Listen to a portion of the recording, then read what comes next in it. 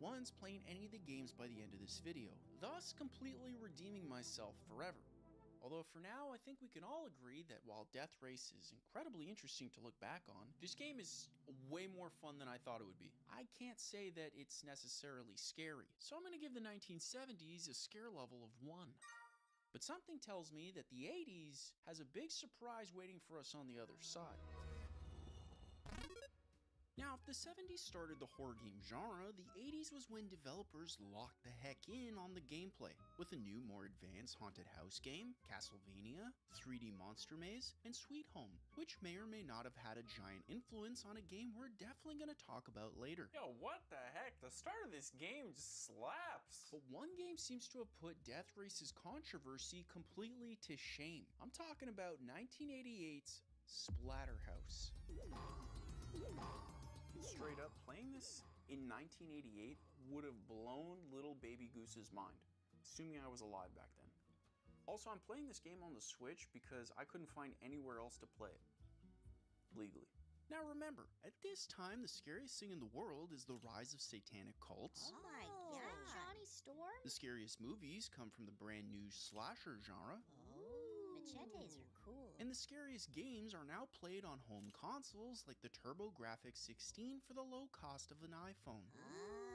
I see. Now with a name like Splatterhouse, you'd think the goal would be splatting people in or around houses. But you'd be wrong, because this game is actually, apparently, a love story. You see, in Splatterhouse, you play as Rick, who's got to battle through wherever the heck this is by chopping down whatever the heck these are in half, all to save his loving girlfriend Jennifer, who's been taken captive by the evil Dr. West.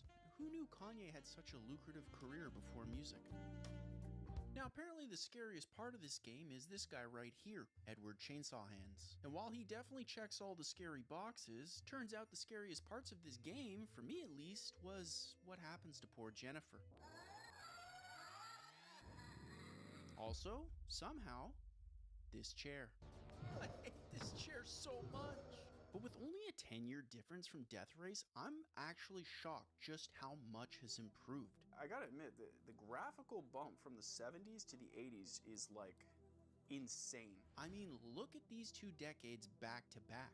They look like they're from completely different planets. But even with possessed chairs on their side, the 80s was still far from scaring me. I mean, if anything, I think I felt more empowered thanks to Rick's killer baseball swing. The game nailed the reaction. Like when I hit someone with a baseball bat, it's disgustingly satisfying. So that being said, I think we give the 1980s a scare level of 2. Good job, 80s. Proud of you. Next up, one of the most influential decades in horror game history. But first, let's test out how much you guys actually know about horror games. Did you know that horror games are responsible for the return of zombie movies in the 2000s? Welcome back to Touchgrass Trivia, the part of the show where I tell you 3 mind-blowing horror facts while also testing out Red Magic's Astra Gaming tablet in this spooky fall weather. Hopefully the neighbors don't mind. Fact number 1, the term survival horror was actually first coined by Resident Evil in 1996. The game was so unique it required an entirely brand new video game category, which is wild. Just not as wild as playing classic horror games on Red Magic's perfectly sized 9-inch display. Fact number 2, hardware limitations are technically responsible for one of history's most iconic horror games. You see, since the PlayStation was incapable of rendering levels in 1999's Silent Hill properly, developers decided to cover the game in fog to save processing power, accidentally creating one of the most popular atmospheres in video game history. And thanks to the insane processing power of this tablet, even newer games run on this puppy without a sweat.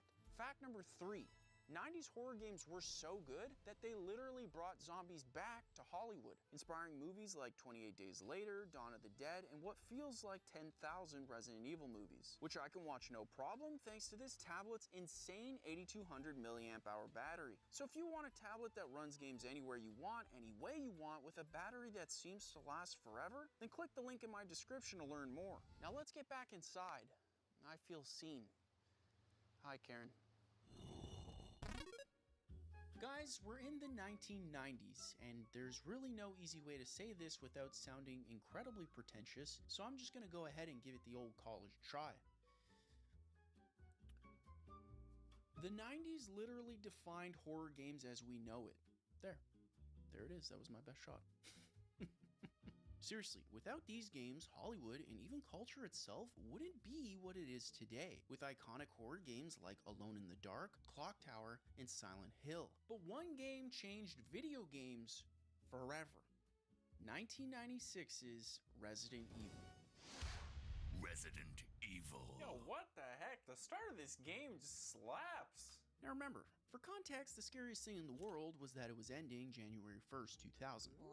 That is scary. Scariest movies figured out seeing dead people was one heck of a twist. Oh, neato. And the scariest games could now be played entirely in 3D for $50 a pop. Nice. This sparks joy. Bringing us right back to Resident Evil. See, after you choose who you want to play as, Resident Evil just starts. Oh my god, I had no idea Chris Redfield came from the first game. What the heck? With probably the greatest intro I've ever seen running on a PlayStation. I mean, this is clearly some guy holding up a plastic zombie dog to the camera, and that's a 10 out of 10 performance right there. Yeah, I'd run almost immediately. Now, shortly after witnessing the 1990s puppetry, you and your team seek salvation in this brightly lit mansion. Why it's so bright, I will never know. But then the game just says, good luck, leaving you to figure out everything on your own, including what has to be the worst controls ever conceived. Hold on. No, I wanted you to go down. A little bit of an issue here with the camera controls. And it's glorious. The atmosphere, the graphics, the sound, the slow piecemeal story, it's all incredible, and we haven't even got to the gameplay yet. For context, if this was a modern game, we'd still be installing it, or if we're lucky, we'd be halfway through a tutorial getting exposition shoved down our throats with a pop-up for more microtransactions. Featuring over 100 rewards. But what's unique about Resident Evil is that it was the first to pioneer the now widely used survival horror game genre. See, while you're given weapons to defend against zombies and these disgustingly frustrating camera angles.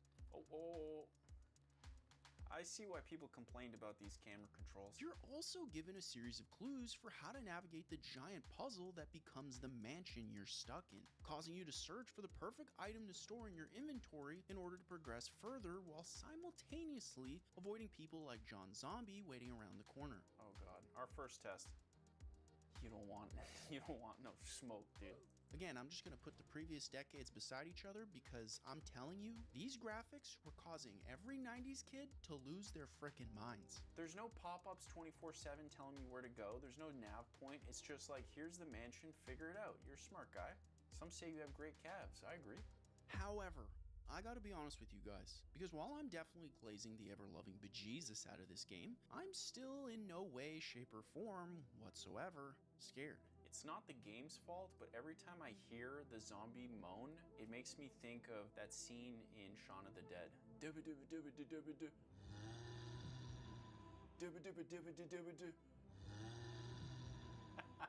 That being said, John Zombie did get a lot closer than I would have liked. Oh my god!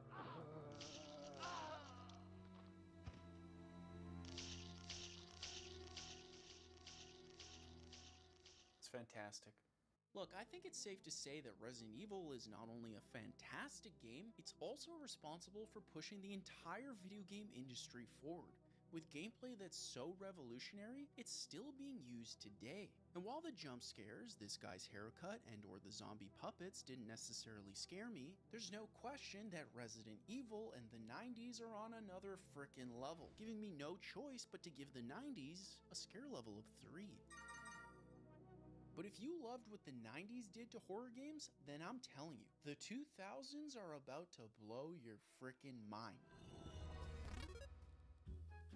Guys, we're in the greatest decade not only for horror games, but video games in general. Seriously, pick any game, and I guarantee you there's a huge chance that it came from or was influenced by something made in the 2000s. Which I know, sounds like a crazy thing to say, but let me just list you some of the horror games that came out in this decade. Condemned, Eternal Darkness, Silent Hill 2, Resident Evil 4, Doom 3, FES, Dead Rising, Left 4 Dead, Bioshock, Manhunt, Dark Watch. Be advised, you're marked by a hostile cyberlimb.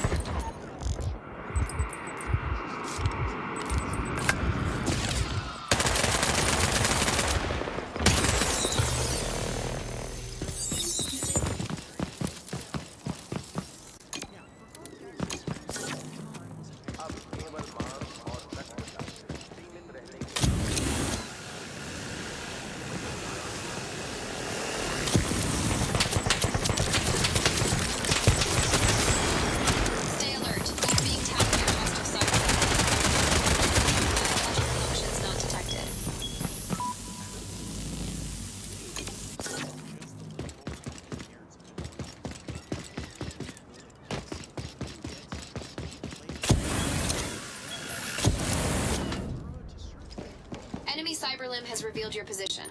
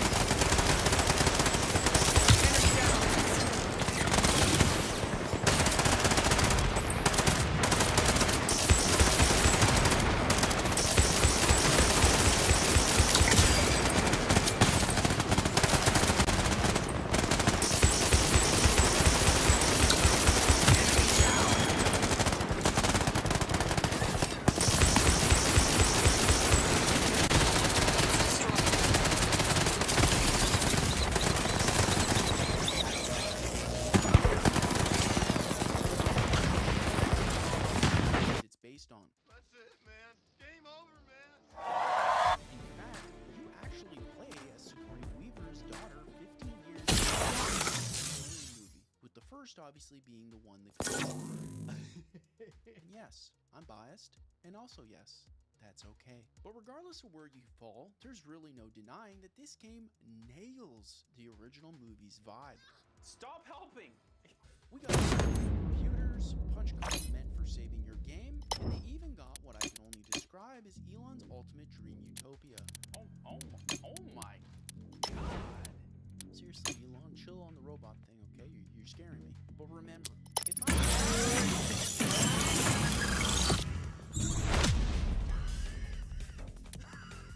then I got no choice but to confront Jonathan directly without screaming. Problem? I haven't seen him for hours. So, I guess we're just gonna have to wait. And while we wait, I figured I'd tell you more about myself and why talking about video games is so important to me. See, growing up, I lived in a small town with parents who worked 24/7 just to get by. Back then, we really didn't have much, and what's worse is I lived far away from everyone I knew. Meaning after school, my life was pretty lonely. But every Saturday, my parents made sure to always bring my brother and I to Blockbuster, where each of us could choose one game to rent for the rest of the week, leading me to fall in love with not only video games, but how it evolved year over year. Except these days, all that stuff is now gone, and I think that's a pretty big bummer. So I decided to share everything I've been lucky enough to learn with you guys through these videos. Because it's my dream to make video games more fun, more accessible, and more importantly, more positive for everyone to enjoy. And thanks to all of your support, I've been able to spend the last 4 years learning how to make these videos bigger and better than ever before. So before Jonathan spoils the moment, I just want to take a second to say thanks for giving a small town Canadian kid the opportunity to try.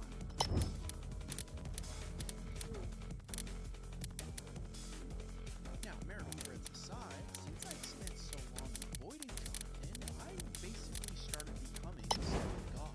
I mean, you'd have to get up pretty early in the morning to catch me off guard. In fact, just look at how nimble I am. No. Jonathan?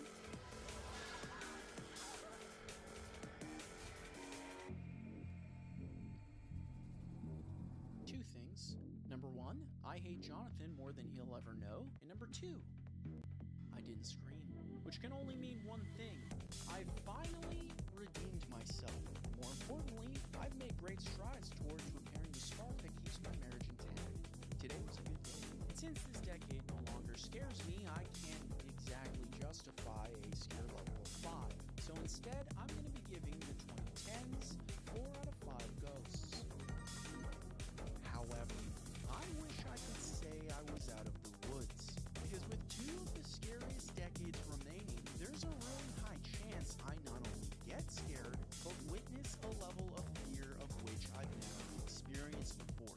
What is that? It's definitely not foreshadowing at all.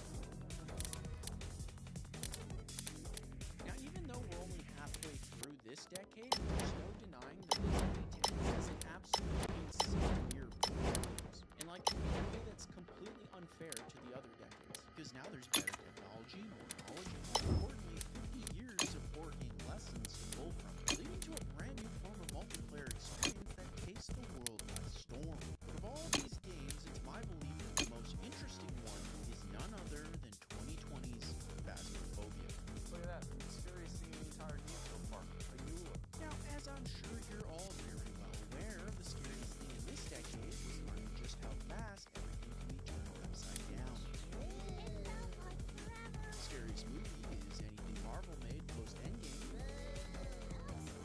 But unlike the previous decades, the scariest games can now be fully experienced in virtual reality. Nice. That's a lizard. Now, while this area's huge innovation is definitely the inclusion of playing with your friends, I'm gonna play Phasmophobia in virtual reality completely by myself. Okay, so first impressions? I got hands? Doing is just walking around. Ronald.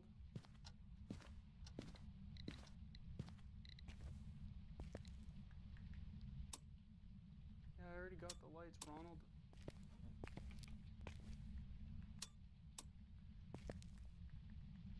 this guy's a funny guy. Come on, turn on.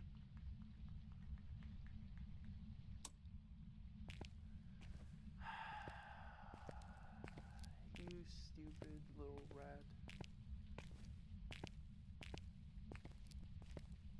Won't lie, guys, at this point, I don't even want to play this. This is why I don't watch horror movies. This is why. Because it's just, who wants to be in this feeling? Ronald! Remember, nothing I see is real. This is just a set of zeros and ones masking as a game. And yet, I'm shaking with rage. I've suddenly stopped talking. My defensive form of jokes and sarcasm has completely gone quiet. And most importantly, my body's fight or flight has completely taken over me. Ronald, you Sorry, Ronald. Look, I wish I could tell you I ran into Ronald and confronted him. I wish I could tell you I made it through this entire video without any form of fear. But the honest truth is, I didn't. You see, up until now, I always hated scary movies. Yet at the same time, I somehow enjoyed scary games. And I could never explain why any of that made any sense. Till now. Because there's no denying it. These horror games somehow taught me something about myself I never even considered. Because it turns out, the thing I'm most afraid of is losing control. This is by far the scariest decade I've ever experienced, but I want you to remember one thing. Video games are an incredibly new form of entertainment, meaning everything we know today is only the tip of the iceberg. Because with only 50 years, we've seen these games go from pixels to simple slashers to 3D worlds, and now entirely new virtual realities, each becoming more immersive and, more importantly, scarier with every decade.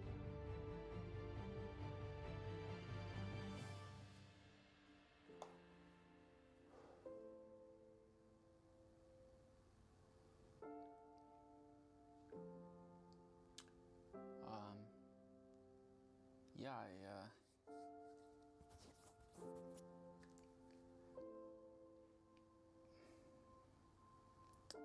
That's crazy. I didn't think the game would affect me as much as it did. But what happens when you move that clock not 10 years, not 20 years, but 50 years into the future?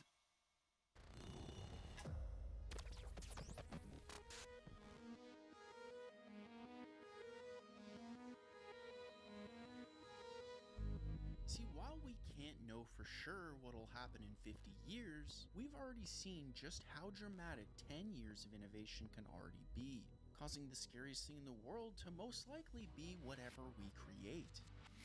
The scariest movies are most likely just a prompt away, and the scariest games, well, they might just be the ones you forget you're playing. Hey, do you want to watch Scooby-Doo 17? Yeah, sure. Why not? Thanks for watching. Future, we're in the future. Whoa, we do future dances. We got future pumpkins, future couches, no color besides the pumpkin. Future. Subscribe.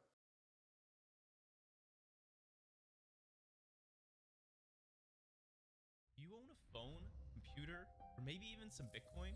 If that's the case, then there's one company you have in your hands every single day, hiding in plain sight. Their innovation that powers your favorite devices, apps, and even your country's nuclear weapons turned $40,000 into a $3 trillion company, which at one point was worth more than Facebook and Amazon combined. But the company's only ever CEO started out life as a simple immigrant waiter at a local Denny's restaurant. And while he's admired by many, holding historically high approval ratings compared to CEO peers like Elon, Musk, and Bezos, to some people, there's a much darker side to his company. One filled with market manipulation, fraud, and even shady backdoor deals that deliberately weaken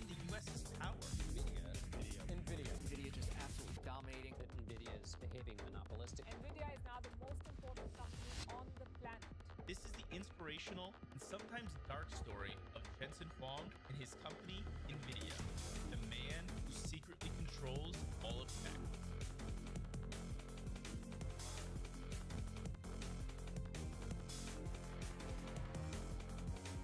The day Jensen Huang was born in 1963, life started putting obstacles right in his way.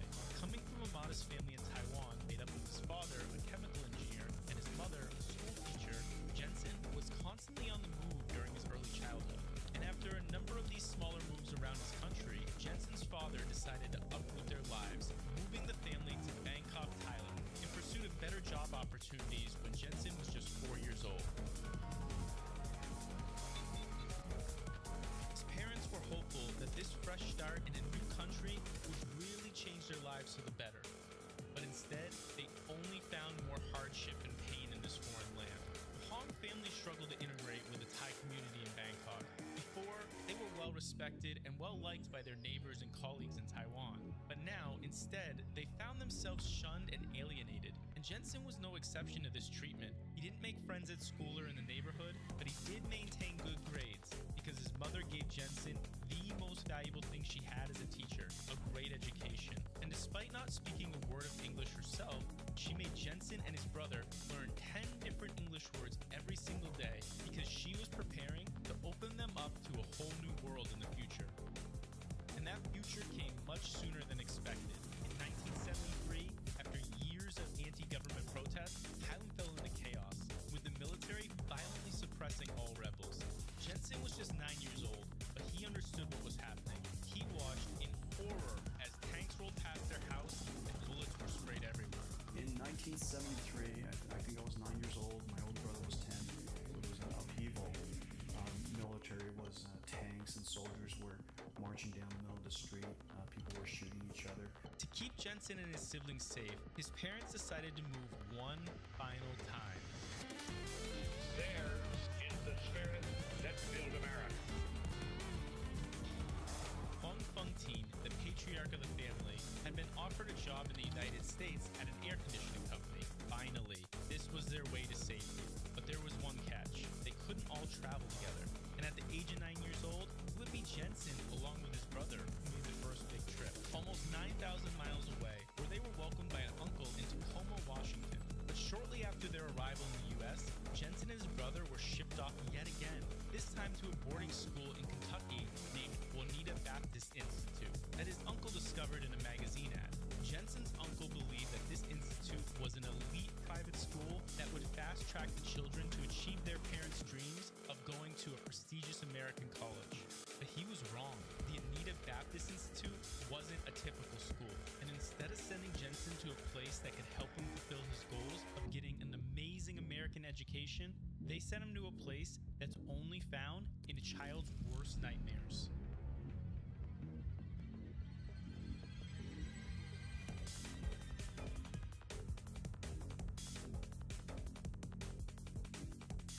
When Jensen first arrived at Oneida Baptist Institute, he looked around in shock. There were cigarette butts littered throughout the school, covering the ground, and all of the students were smoking. He quickly figured out that this wasn't some elite prep school at all. A 10-year-old Jensen tried his hardest not to judge his new home too harshly. But when he was shown to his room, he shockingly discovered that his 17-year-old roommate had just returned from the hospital. Turns out my roommate was 17 years old, getting ready for bed. I noticed that he had all these fresh wounds, and he had just gone to the hospital. He was in a fight. He had 7 stab wounds, and the other kid was killed.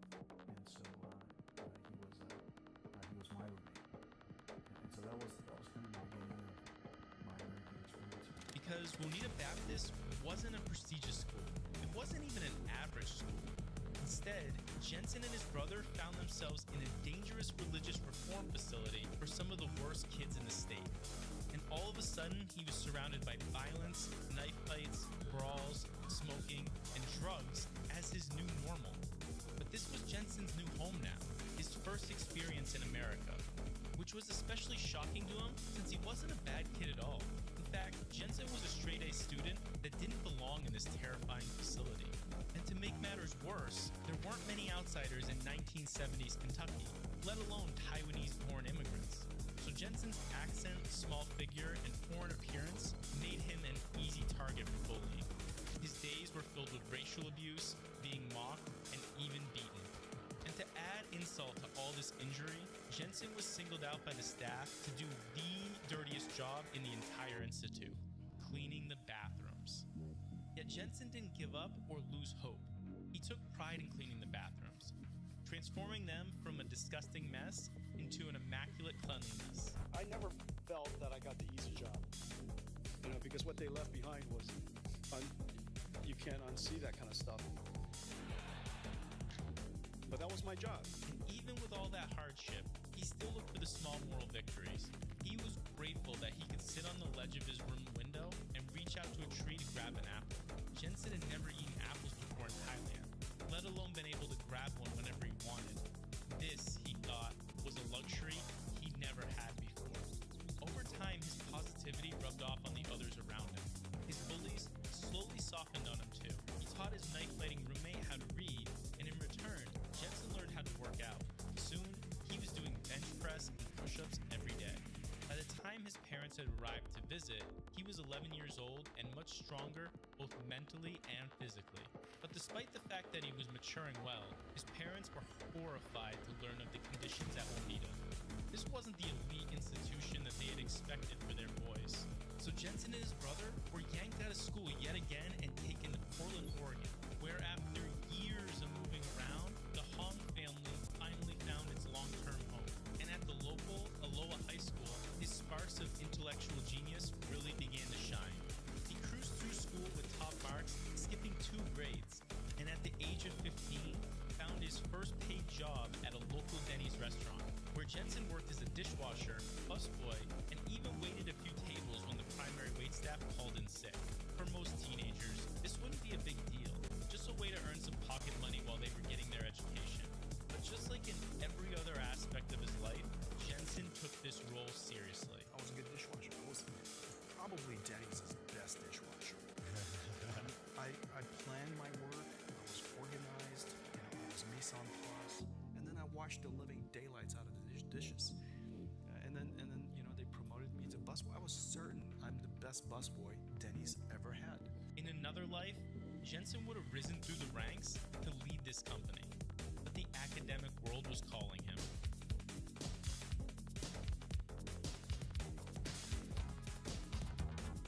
So at 16 years old, Jensen was admitted to Oregon State University, where he chose to study electrical engineering and became obsessed with how to build things. There, he met his future wife, Lori Mills, one of just 3 women in his engineering class. And even as a young man, Jensen was not afraid to go after what he wanted. And I was the youngest kid in class. I was tiny, I was skinny, but I had a great pickup line. What was the pickup line? My strength was I was good in school, and I asked her if she wanted to see my homework. The ultimate pickup line.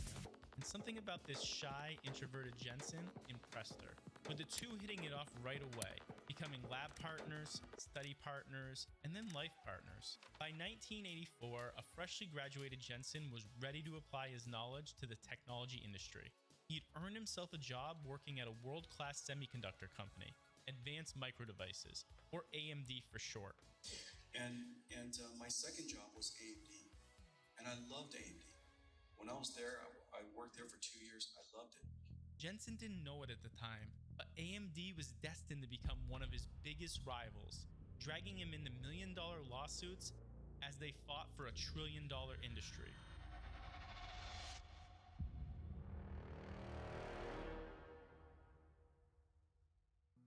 Jensen's first task at AMD was to help design the microprocessor chips that would be used in IBM computers. These microprocessors, otherwise known as the brain inside of every computer, looked like tiny circuit-wired cities where every millimeter of space counted. Their ultimate goal was efficiency, and Jensen was a master architect. So just like every other job he had, Jensen was unwavering in his discipline. He went above and beyond to push AMD's technology to the limit, and his work ethic didn't go unnoticed. Jensen was soon recruited by LSI Logic a rapidly growing semiconductor company where he worked as an application engineer, helping to extract every ounce of power out of each chip. But Jensen was always looking for the next challenge. While working full-time, he attended night classes at the prestigious Stanford University, eventually earning a master's degree there. With an elite degree and a job at an exciting tech company, Jensen had made it further than his parents ever could have imagined. Then came a surprising turn. In December 1992, two of Jensen's colleagues from Sun Microsystems, Chris Malachowski and Curtis Preem, approached Jensen with a shocking offer. And two of my good friends, Chris and Curtis, wanted to start a company. And they reached out to me to join them and to be part of it. And that was really the beginning. They explained to Jensen that they were going to build their own graphics chip company, and they wanted him to help lead this new and exciting startup project. But initially, Jensen was reluctant. He knew how risky these startup companies could be. And by that point, Jensen had more than himself to think about too. He was now married to Lori with 2 kids and a dog waiting for him at home every night. And on top of that, he would be potentially throwing away all of the sacrifices his parents made to get him and his brother to America. So why would he put all of them at risk to pursue some silly dream of running his own tech company? Even with all of those factors telling him not to pursue this opportunity, Jensen was still intrigued. So he decided to meet with Chris and Curtis one night at a humble Denny's restaurant in San Jose, California, similar to the one that he worked at while in high school, so he could hear them out. It just happened that I have 2 great friends who really wanted me to join their company, and they kept prodding me to join their company, and eventually one of us had to figure out how to go make it happen. The 3 engineers talked over their ideas for hours, eating sandwiches and drinking coffee well into the night. It would be one of many late night meetings at this very Denny's to try and convince Jensen to join the project. But as the 3 men talked more, Jensen got more and more excited.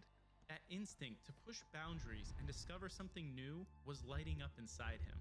And during all of these meetings, the broad strokes of a master plan for a new product began to form. They were all working at the cutting edge of the computer industry and knew it inside and out, including what was missing. They could see that the personal computer revolution was going to blow up in popularity, and that the advanced microprocessors inside of each one of these devices was about to become the hottest commodity in all of tech. So what if they created a multimedia chip for all these new PCs popping up on the market? One that could play games and watch movies with the level of visual effects from recent blockbuster movies like The Terminator and Jurassic Park. On the surface, their idea would be simple: to create a computer that solves problems that other computers couldn't. But because the industry didn't see the opportunity like Jensen did, they would need to design all of the hardware and software for these advanced processing chips themselves. Then they would be able to outsource the production to a factory somewhere else. Curtis would be in charge of the chip design, and they wanted Jensen to lead the entire company. But would he accept? Even after countless meetings, his rational brain kept telling him to say no. But at that moment, Jensen made a staggering decision. He turned his back on a safe career path and agreed to lead this new project, quitting his job and cashing out $150,000 in stock options, which drained his savings. That money was meant for 2 things: taking care of his family and getting this new business started. Jensen was filled with excitement and passion to be involved in the engineering of the future. But there was one huge glaring problem, one that Jensen hadn't even considered before going all in. He had no idea what he was doing.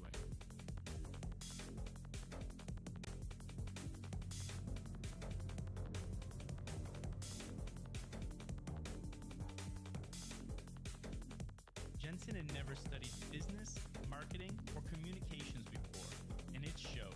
In an age well before social media provided small businesses with tips and advice, he was all alone in a new world of entrepreneurship. And sometimes he questioned, was he really the right man for the job? Jensen's first official day of work at NVIDIA was on his 30th birthday. From then on, he met every day with his 2 co-founders working out of Curtis's condo in Fremont, California, ready to take over the world. Only there wasn't much for them to do. In the early days of what would eventually become Nvidia, things were painfully slow. The three co-founders initially decided on a name for their startup, Primal Computer, and it was a mess. They didn't have any money yet, a clear vision, or any employees other than the three of them. Sometimes the biggest decision they would need to make during the day was where to go for lunch and what to stock the fridge with. This phase lasted months. Jensen didn't have any knowledge about even the basics of business. But there was one big thing on his to-do list though, to incorporate his company. So he read up on how to do this and went to a nearby law firm so that he could get help with getting the process started. But that's where he ran into his first major obstacle. His lawyers told Jensen that he needed money to price the new company's shares. So Jensen gave them everything he had in his pockets, which amounted to about $200. But it was enough to officially buy 20% of his new company, and in total the three men pulled together $40,000 to get the ball rolling. As for the name, Jensen wanted something that conveyed innovation, advancement, and futuristic technology. As they worked on coming up with a new name, the three men realized that they had been saving all of their project files and updates with the name NV. This led them to wonder, what if they could turn that inside joke into a real name? So they started looking through dictionaries for words that started with NV and quickly realized there weren't many, at least not in English. But then they found it. The word for envy in Latin was Nvidia. And that was it. They had it. Their new name was a statement. Something for the tech industry to watch out for. The team also had a logo mocked up as well. An all-seeing eye looking into the future. And what color did they choose? Green, representing the feelings of growth and freedom. But more importantly, it was a message to the other competitors that they would soon be green with envy. So in April 1993, Nvidia was officially born. But a new slick name and branding didn't help the fact that none of the three engineers had put together a business plan. Luckily, Jensen soon found out that venture capitalists were in the business of investing in people and not in plans. Instead, they realized they needed three things: a good reputation, passion, and trust. Jensen had already worked closely under famed electrical engineer Andy Bechtolsheim, the founder of Sun Microsystems and a titan in the computer industry. That earned him a great reputation as a chip designer. And Jensen's passion was clear to anyone who met him. The last step was going to be building trust with the right people. So Jensen went to pull on the only string he had and got in touch with his former boss from LSI Logic, Wilfred Corrigan, another world-famous engineer in the tech industry. And Corrigan was more than happy to help one of his favorite employees. So when Jensen showed up at his office one day looking for guidance, Wilfred picked up the phone and made a call. The only call Jensen would ever need to get the funding he desired. Because on the other side of this call was a 60-year-old no-nonsense New Yorker named Don Valentine, who also happened to be a genius investor and the founder of Sequoia Capital, one of the largest venture capital firms in the entire world. Valentine's track record spoke for itself. He had invested millions of dollars into many of the biggest tech names very early on. Everything he touched had turned to gold. So if there was one man's support that Jensen Huang needed to gain, it was Don Valentine's. On the phone, Wilfred Corrigan gave a very clear message to Don Valentine. And then he picked up the phone and he called Don Valentine. And he called Don and he says, Don, I'm going to send a kid over. I want you to give him money. He's one of the best employees LSI Logic ever had. And so a meeting was set. Only Jensen didn't have the business plan to present. He had bought a book to learn how to write a business plan, but after 3 chapters, he realized he didn't have enough time to finish the book. Why read when you can jump straight into the deep end, he thought. So Jensen threw together a series of slides with Persuasion, an early Mac version of PowerPoint. And this presentation will cover why they believed that the endless growth of CPU power wasn't the future. Instead, it would be graphics that were going to be in huge demand, and they would be the driving force behind the computer revolution. As Jensen arrived at Valentine's office, he was a nervous wreck. The days of talking with Chris and Curtis about what to eat for lunch were long behind him. Now, he was sitting across the table from the most powerful man in tech. And straight away, Valentine asked him one blunt question that he asked every single startup he met with. Who cares? Was NVIDIA really going to be the company to beat the rest of the field? And once they got into the presentation, things only got worse. Valentine questioned whether Jensen fully understood that his company was relying on the success of another high-risk startup company. In order for NVIDIA to succeed, we needed another startup to succeed. And that other startup was Electronic Arts. And then on the way out, he reminded me that Electronic Arts' CTO is 14 years old and had to be driven to work by his mom. And he just wanted to remind me that that's who I'm relying on. Suddenly, the pressure hit Jensen like a freight train. As an engineer turned entrepreneur, he was completely out of his element. He couldn't put his ideas together well, and the pitch turned into a complete train wreck. When he sat down as the meeting finished, he felt defeated and certain that Valentine wouldn't gamble on such a risky startup. Don Valentine leaned back silently and took a long look at Jensen. He realized that here was a young man who was passionate about his business and even if his presentation skills needed to be surprise, Valentine made him an offer into NVIDIA, putting the company's valuation at $7 billion, making them one of the most valuable startups in tech history. Jensen was shocked, but before he left the room, Don Valentine had a word of warning. And what he said to me the last time was he decided to invest in the company.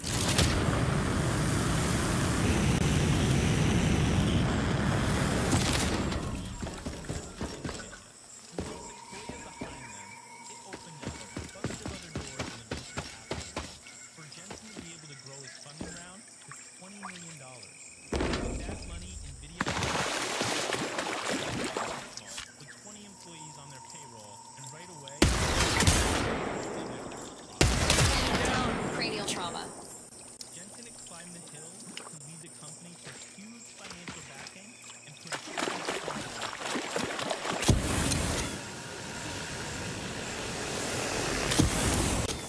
there were hundreds dedicated to the same exact mission, producing graphic chips as he was. Wasn't so special anymore. NVIDIA would instead need a bold business strategy to succeed. And that's where Jensen made his first of 3 life-changing bets. To go all in on a market that barely existed.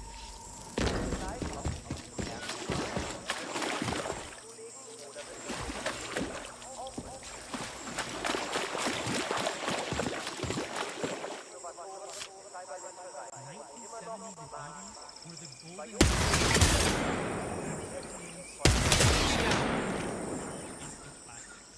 and over time, games started moving into people's homes as well. The console war became for startup tech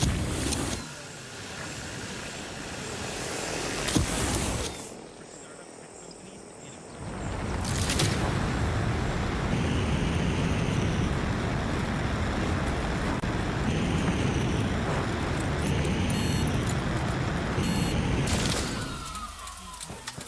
Using three-dimensional polygons, where now complex images could now be created. With this advancement, game developers were building immersive worlds.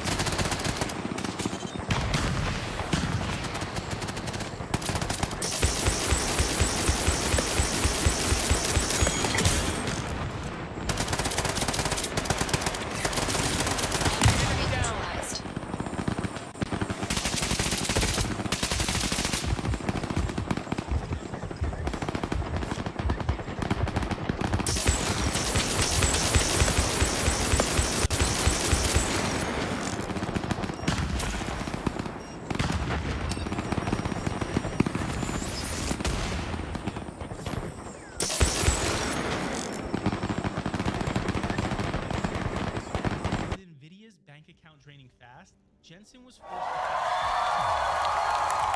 cut costs and save the company. NVIDIA was down to its bare bones and every employee was working overtime. They didn't even have the resources to fully roll out the new chip's testing process. The whole round of testing would have left them bankrupt before they had even launched.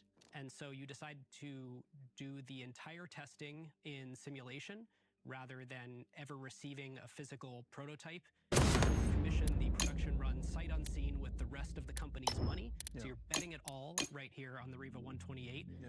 It comes back, and of the 32 DirectX blend modes, it supports 8 of them. And you have to convince the market to buy it, and you got to convince developers not to use anything but those 8 blend modes. Walk us through what that The other felt 24 like. weren't that important. And with all the pressure of his investors and employees resting on his back, Jensen released the Rivia 128, which debuted on April 1st, 1997. And it turned out to be an immediate hit on a handful of technology blogs. Jensen had delivered on his bold claims of doubling the processing power, meaning it could render and generate computer graphics much faster than anyone else on the market. Within 4 months, 1 million Rivia 128 units had been sold. And just like that, Jensen breathed life back into NVIDIA, pulling it back from the brink of destruction.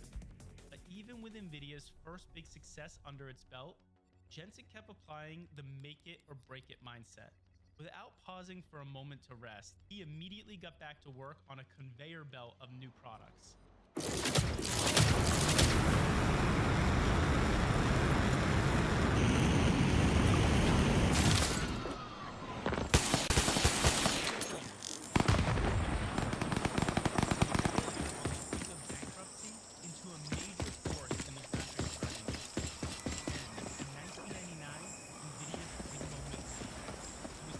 Hostile zeros over there.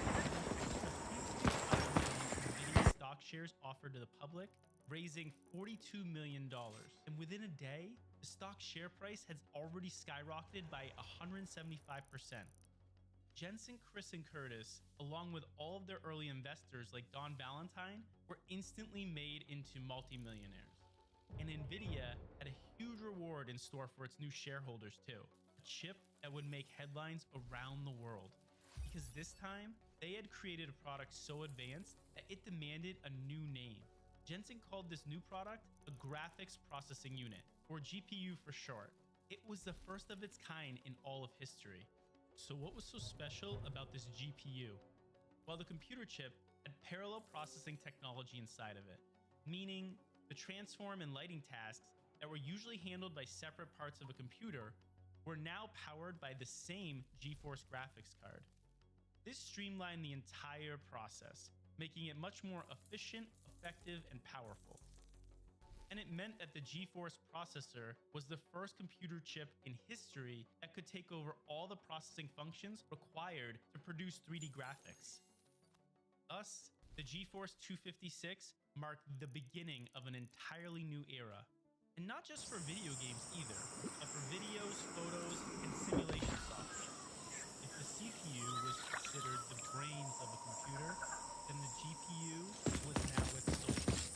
PC makers Dell, Compaq, and Micron all immediately signed on to use the GeForce 256. This was an offer from an unlikely partner.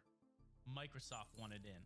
Yes, the same company that had tanked Jensen's NV1 chip just a few years ago now wanted to help NVIDIA get to the next level. Because Microsoft was in the process of developing a video game console that could compete with the Sony PlayStation, and they thought NVIDIA's GeForce technology would be the perfect way to power their secret gaming project. They ended up writing NVIDIA a check for $200 million, so Jensen and his team would start building a graphics processing unit specifically for the first Xbox consoles. At this point, NVIDIA wasn't riding the wave anymore, it was creating one. And once Jensen earned a seat at the table with NVIDIA, he started making some big power. One of Jensen's main competitors had claimed that NVIDIA had stolen its patented technology. And one of the most influential graphics companies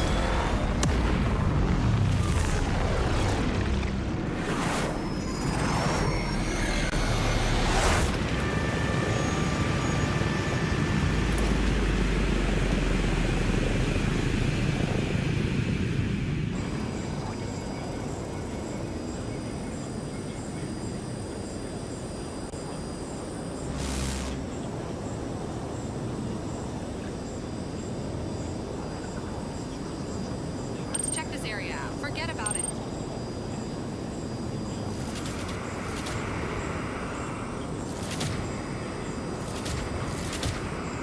I like it too.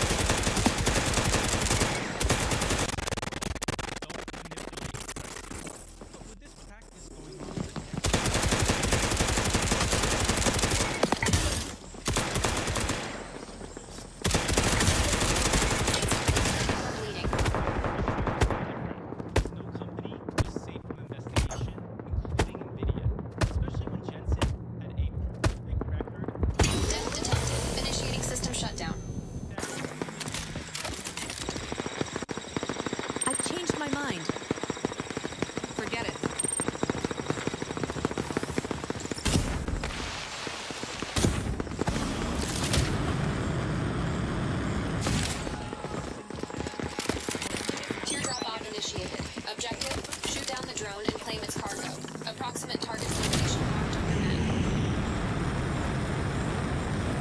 Objective completed. Proceed to the next target. Teardrop Ops outcome unsuccessful. List Roadrunner's legs installed. The Mexican arm installed.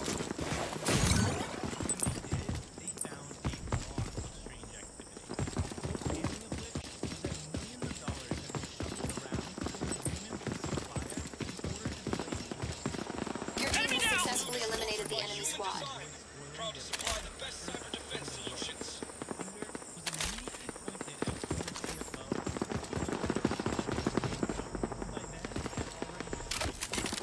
Your team has eliminated the last enemy in their squad.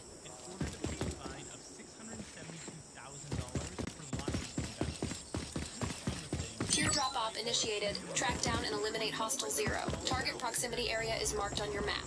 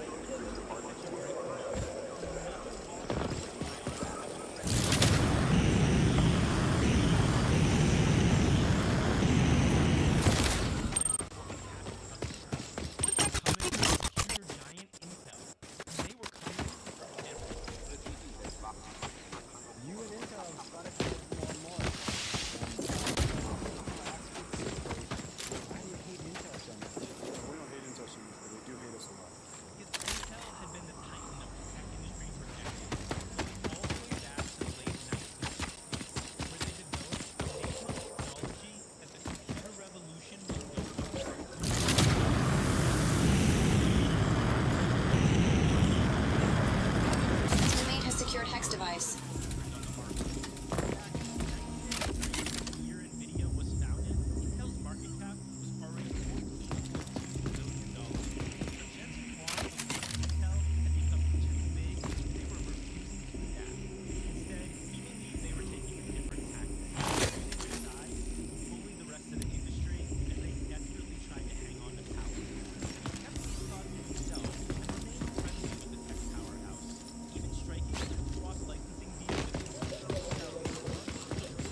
Target survived. Teardrop op failed.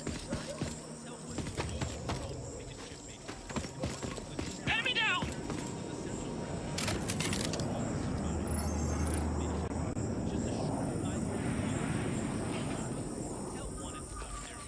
Your team has eliminated the enemy squad.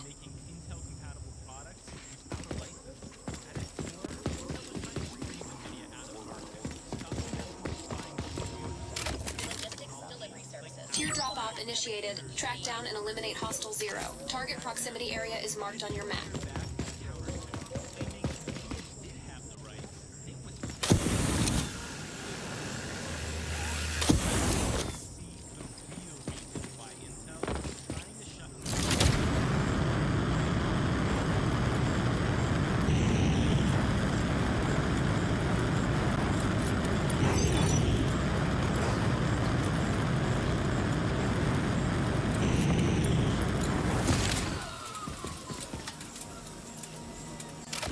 Teardrop op initiated. Objective, shoot down the drone and claim its cargo. Approximate target's location marked on your map.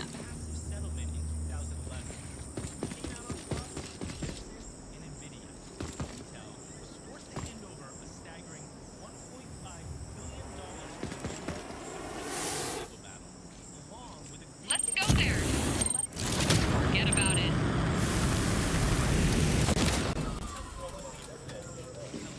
Let's check this area out. No longer relevant.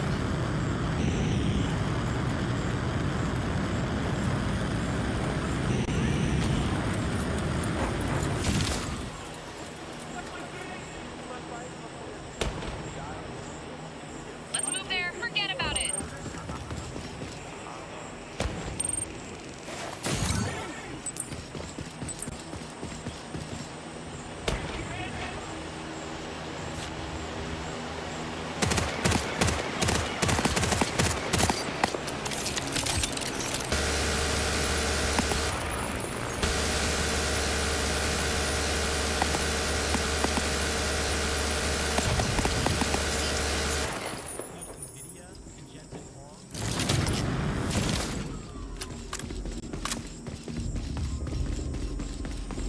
Teardrop op completed. Reward granted.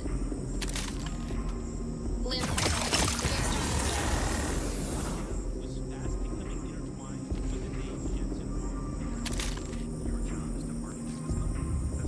Let's go there.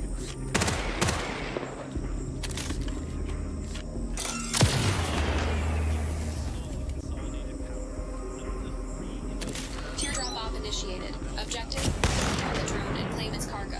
Approximate target's location marked on your map.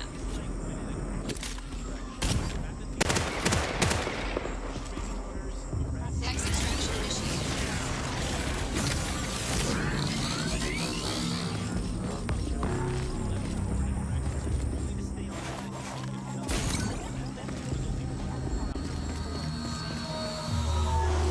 Objective completed. Proceed to the next target.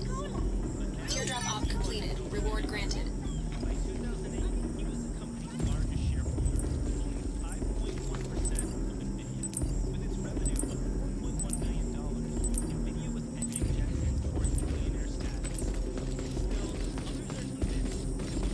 Teardrop op initiated. Track down and eliminate Hostile Zero. Target proximity area is marked on your map.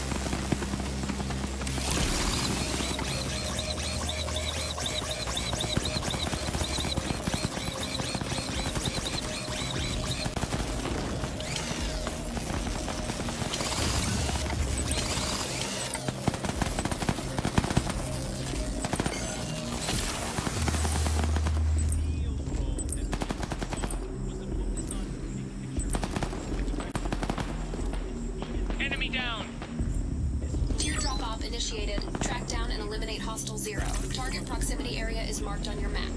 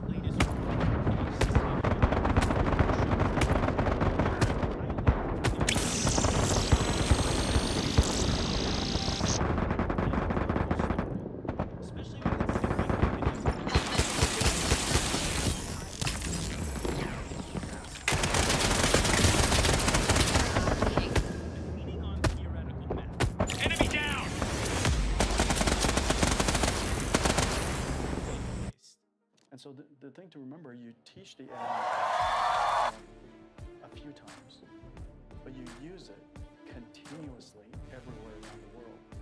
And so the benefits of using AI to predict weather instead of using supercomputers to predict weather as we do now can save a ton of energy. So artificial intelligence consumes a lot of energy to train. It also saves a lot of energy when you consume it. Because ultimately, it's not about training the model, it's about using the model. While this may potentially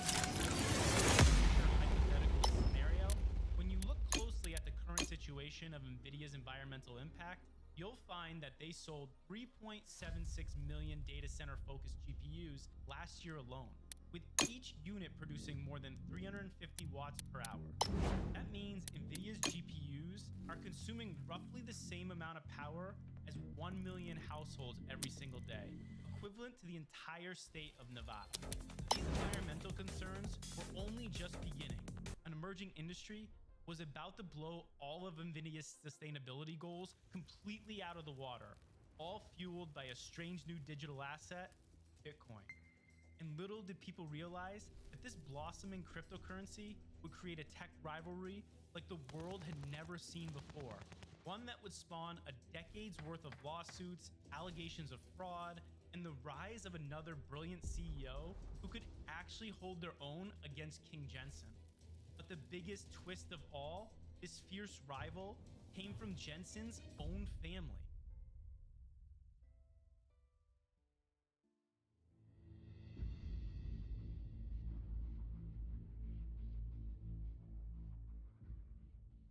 When Jensen Huang started his engineering career back at AMD in the 1980s, little did he know he would be battling his former colleagues in the most intense showdown of his entire career. Because back then, AMD had built its empire by designing microprocessors and flash memory, which didn't really compete with NVIDIA's key products. But in the early 2000s, things changed.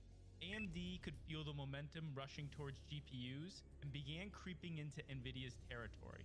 It started when NVIDIA released the GeForce 3 series, which AMD responded to by creating its own competitor, the Radeon 9700 Pro. Then came NVIDIA's GeForce 6 series, only to be countered by AMD's Radeon X1000. AMD was going blow for blow with NVIDIA in the world of high-end graphics cards. And by the middle of 2005, the GPU market was roughly split in half between both of these companies. Then, in 2006, AMD made its boldest move yet by buying out Canadian graphics card company ATI Technologies. We are welcoming one of the great leaders of the semiconductor industry, ATI, to the AMD family, an acquisition that we're hoping to close later next month. The price tag for ATI was $5.4 billion, around half of AMD's total market cap. It was a huge gamble, and it made one thing crystal clear. The only competitors left in the graphics card business were NVIDIA and AMD. But in order to try to catch NVIDIA, AMD needed to think differently, instead of trying to beat NVIDIA at their own game. So as Jensen continued to steer NVIDIA in the direction of producing the most sophisticated and high-quality graphics cards possible, AMD instead focused on the mid-range category, ones that were much more affordable for the average PC gamer. And while the strategies of both companies found success, Jensen's approach clearly worked much better. By 2008, the market share split was 63 to 37 in favor of NVIDIA. But soon, there was much more at stake for them than simple PC gamers. Because a small community of crypto enthusiasts were working on an idea for a new digital currency.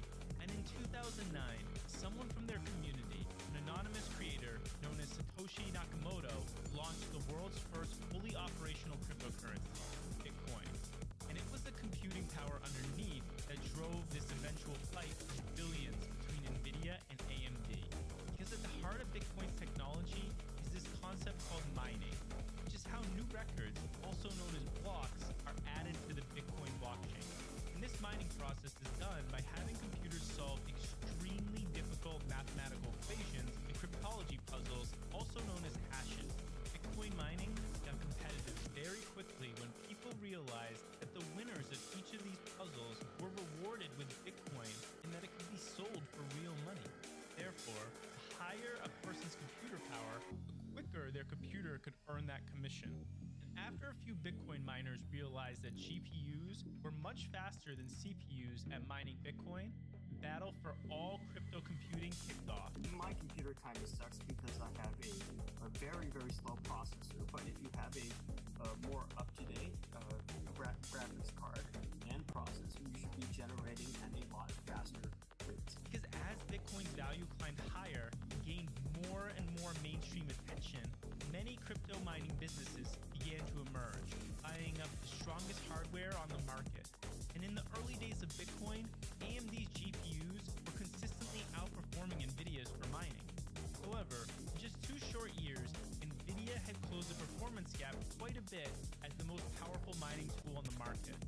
But as the crypto market evolved, specialized processors temporarily overtook GPUs as the technology of choice for earning Bitcoin. That wouldn't last long. Soon, AMD and Nvidia would return stronger than ever. With both GPU giants temporarily sidelined in the battle for crypto mining, AMD decided to make some leadership changes. A new CEO was announced in 2014. She was an MIT graduate with an impressive resume, decorated with successes at other major tech hardware companies like Texas Instruments and IBM.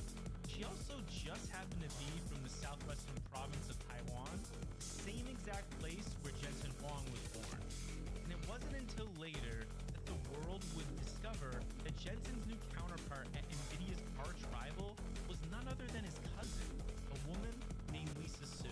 We're number one today in game consoles and gaming. Our technology powers more than 220 million game consoles. And Lisa had ambitious plans for AMD. Almost immediately, she started taking the fight directly to Jensen, pushing AMD's GPU power output ahead of Nvidia's performance. This development started making AMD the fan favorite among gamers around the world. By the time crypto mining swung back to GPUs, thousands of different cryptocurrencies were being brought to the market.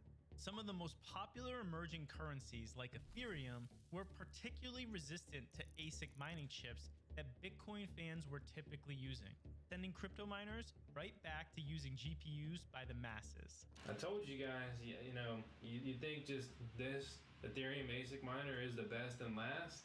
Absolutely not. But this growing demand meant that it was almost impossible to find AMD cards in stock. And on top of that, AMD's more powerful chips didn't always translate into more market share either. Instead, people found that AMD's GPUs often struggled to reach the full potential of the power stats that they boldly claimed. And AMD's hardware was only compounding this issue of trust by getting a bad reputation for overheating and making loud noises while being used out in the real world. When I added a video card right here. So when I add this video card, the CPU started overheating. But even with all that information, Jensen was not about to let his cousin outshine him in innovation either. So by 2016, Nvidia had caught up to AMD in performance tests as well. So when things started to heat back up in the crypto space, Nvidia was perfectly positioned to capitalize over AMD and all of the other crypto mining competitors as well. Jensen recognized that this made cryptocurrency mining a very important market for Nvidia's growth. For him, the blockchain was about to become a fundamental new form of computing. Our GPU is essentially the world's highest volume, largest installed base supercomputer. And that's the reason why almost everybody who has a new cryptocurrency, a new, if you will, digital currency, launches it on an NVIDIA GPU, because we are the world's largest volume, high-performance computing processor. It was no wonder he was so enthusiastic. NVIDIA was raking in more revenue than ever before. During 2017, crypto miners bought a total of 3 million GPU units within a year, skyrocketing NVIDIA's yearly revenue to a record high of $9.7 billion. In the largest crypto gold rush to date, NVIDIA was the biggest shop for the shovels and pickaxes. However, just like with the success that AMD was seeing, there was a downside. NVIDIA's main original customer base was suffering. Gamers looking to get GPUs to play their favorite video games were often left empty-handed. And even though NVIDIA asked retailers to give priority to gamers rather than miners, they couldn't stop the tidal wave of crypto mining purchases. To outsiders, these trends signaled that NVIDIA's business model may have become too dependent on cryptocurrency, which many viewed as a passing fad. But Jensen assured investors, promising that the value of the company wasn't being gambled away on a speculative digital currency. And according to NVIDIA officials, it was still gaming that was bringing in the majority of NVIDIA's revenue. Because according to the company, crypto was an important factor in other markets, but it hadn't made a significant dent into its traditional customer base. Well, our core growth drivers come from video games. It comes from professional graphics visualization, like what you see over my shoulder. However, inside the company, NVIDIA employees were concerned. Many knew that the increase in sales was due entirely thanks to the crypto mining industry. To help calm investors' fears, Nvidia released a mining-only card so that its gaming and crypto business segments could be more isolated. But it was too late. In 2018, Nvidia's house of cards was starting to fall apart. As many investors speculated, miners stopped buying GPUs shortly after crypto prices plunged. Jensen thought that the demand would recover, but when it didn't, Nvidia was stuck with 12 weeks of inventory that it couldn't get rid of. This led to Nvidia's quarterly earnings dropping by $500 million, one of the worst quarterly performances in the company's 25-year history. And so, a mass sell-off of Nvidia stock ensued. And in the space of just a few days, a staggering $23 billion of Nvidia's market value was wiped out. Jensen was shocked. He admitted that it was a crypto hangover, and that it was as surprising to him as it was to all of his shareholders. Last year, this time, we really enjoyed the perfect storm in our company. Our graphics business was affected, our data business was affected. As a result, we went into a slowdown a bit. But not everyone who invested in Nvidia's stock was satisfied. Instead, they were angry and out for blood, launching a lawsuit alleging that Jensen and the other executives had concealed the truth. Their case against Nvidia estimated that the company had underreported the sale of GeForce GPUs to crypto miners by more than $1.3 billion. And because they incorrectly labeled many of these GPU sales by assigning them to the gaming sector instead of cryptocurrency, it made Nvidia's growth look much more sustainable than it actually was. The US government and the SEC agreed, forcing Nvidia to pay a negotiated $5.5 million penalty, which feels like a complete slap on the wrist considering Nvidia was making nearly $10 billion a year at the time, and they didn't even have to admit any wrongdoing. But by the time this lawsuit was settled in 2020, Nvidia was having the opposite problem, because instead of having far too much stock available, they were having a chip shortage, and it was impacting the global economy. We've seen the chip shortage hit many industries, from consumer electronics to cars to computer parts. In a nutshell, demand for products with chips has risen since the start of the pandemic, and chip manufacturers have been struggling to meet this demand. Gamers caused a spike in demand for Nvidia GPUs, driven by huge performance gains in their newest chip, the 3000 series, which many believed instantly made older graphics cards noticeably outdated. We are super pleased with 3070, 3080, and 3090, the first three members of the Ampere generation. Then, the coronavirus pandemic halted most manufacturing. And with all that chaos going on, crypto miners started buying up inventory again as well, as Bitcoin prices started to soar once more. As the great chip shortage of 2020 and 2021 began to halt trade, Nvidia's revenue remained static, seemingly a bad sign for a company that usually averaged a growth rate of 24% a year. But on the stock market, Nvidia's value was catapulting to all-time new highs, taking their market cap from $359 billion to a staggering $823 billion in under a year.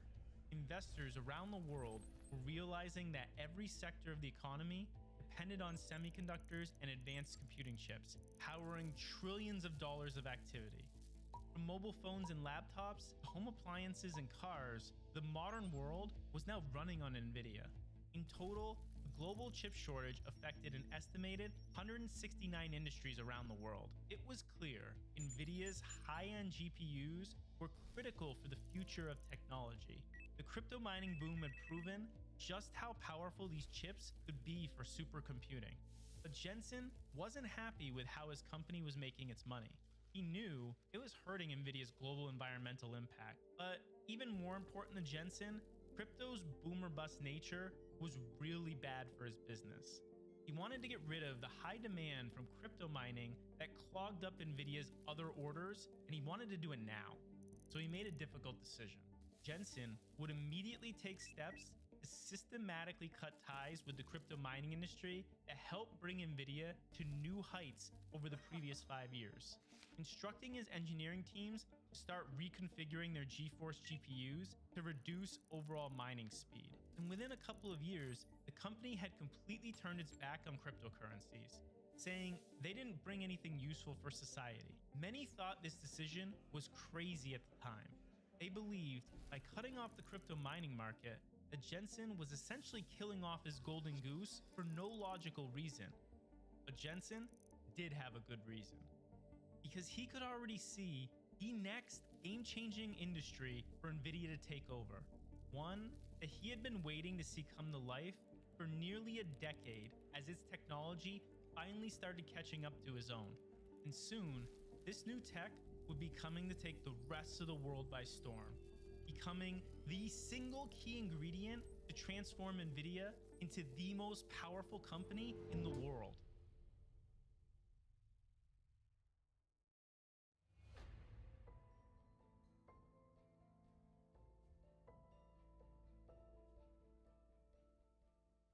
Around 2010, Jensen learned that a group of Stanford PhD researchers were using Nvidia's products for something interesting that he hadn't ever heard of before.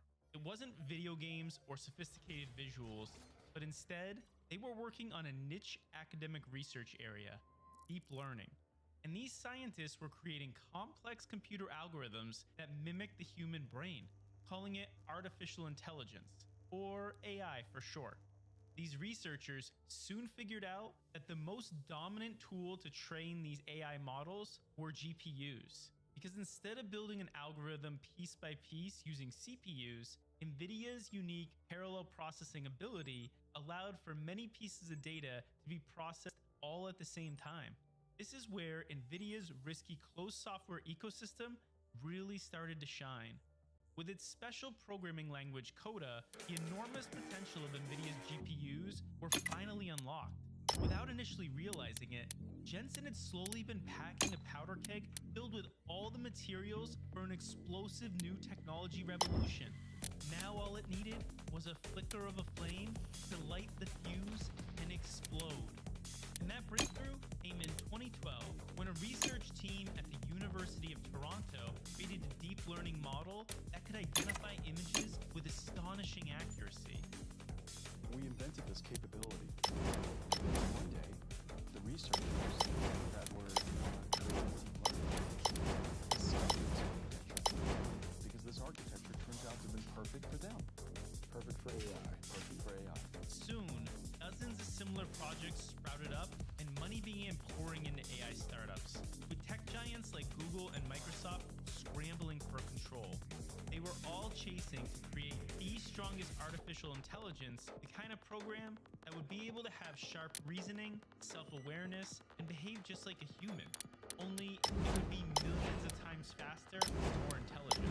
In 2015, a nonprofit research lab surfaced to act as a counterbalance to the huge investments being made by big tech firms in AI. It was being backed by some of the biggest stars in Silicon Valley, and their mission was to produce transparent AI research, to develop the technology responsibly, which would hopefully prevent it from spiraling out of control. They called this lab OpenAI. Jensen could also see the potential dangers of these enhancements getting into the wrong hands as well.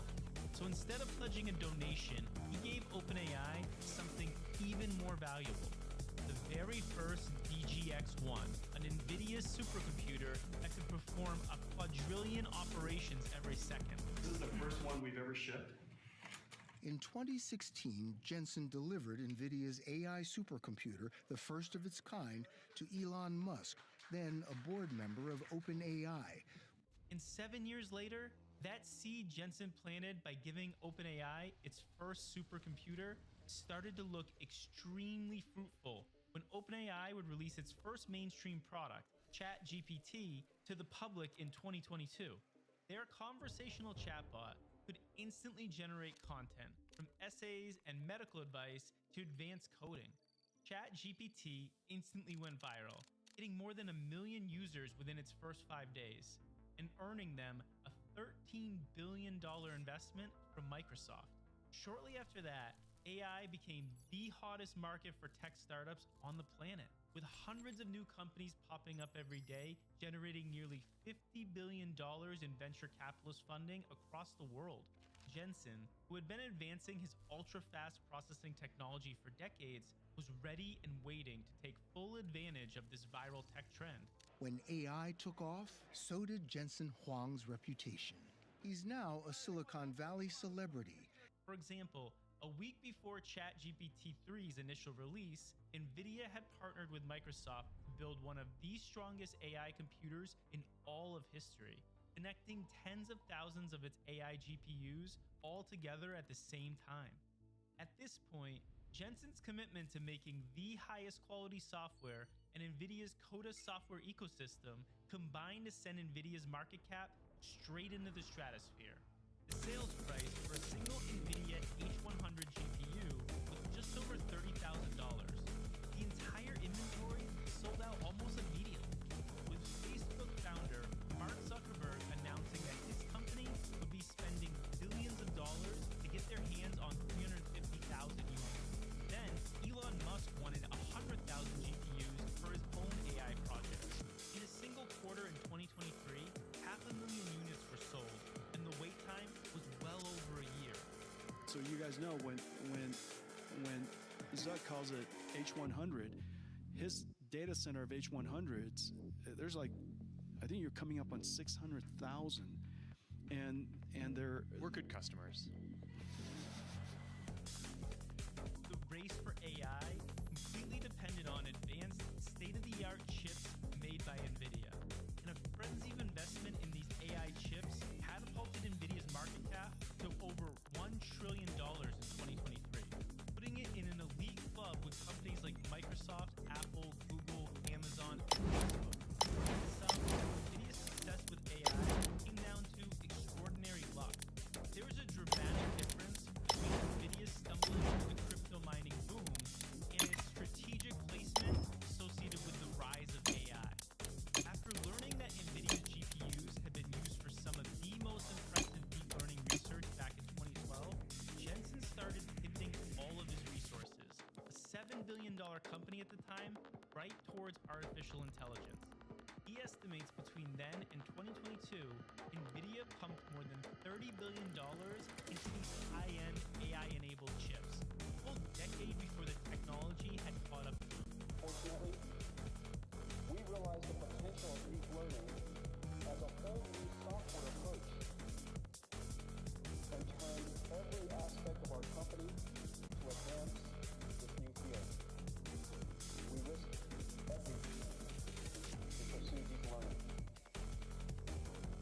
A decade later, the AI revolution started, and NVIDIA is the engine of AI developers worldwide. And thanks to AI, NVIDIA had grown so massive that Jensen spent $1 billion on a 750,000 square foot spaceship-sized headquarters in Santa Clara, California. From there, Jensen was steering a Titanic-sized company deeper into the sea of AI. But this level of success brought even bigger problems for NVIDIA, and there were stormy waters ahead, because Jensen would now find himself having to tiptoe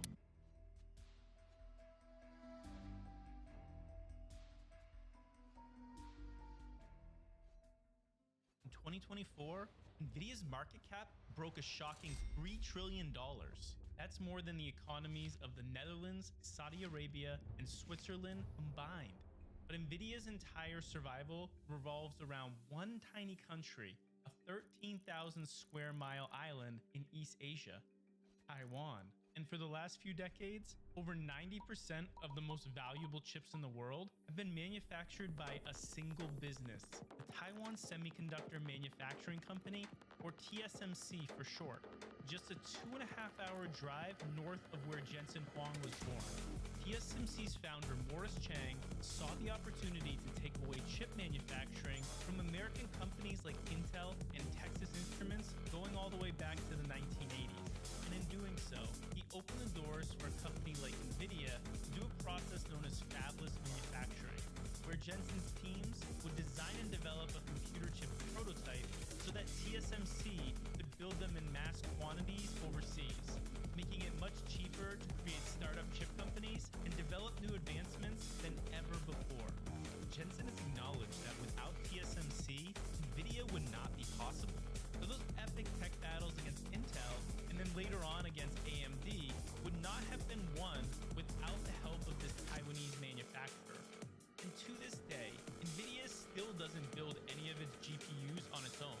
All of that work still happens at TSMC's fabrication plants, which wouldn't be a problem except Taiwan Semiconductor has been dealing with a life or death threat throughout its entire existence.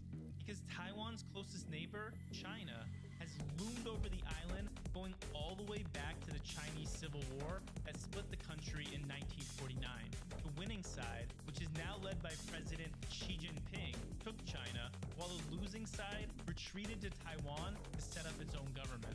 In mainland China's eyes, Taiwan is part of the Chinese state and should be controlled by Beijing.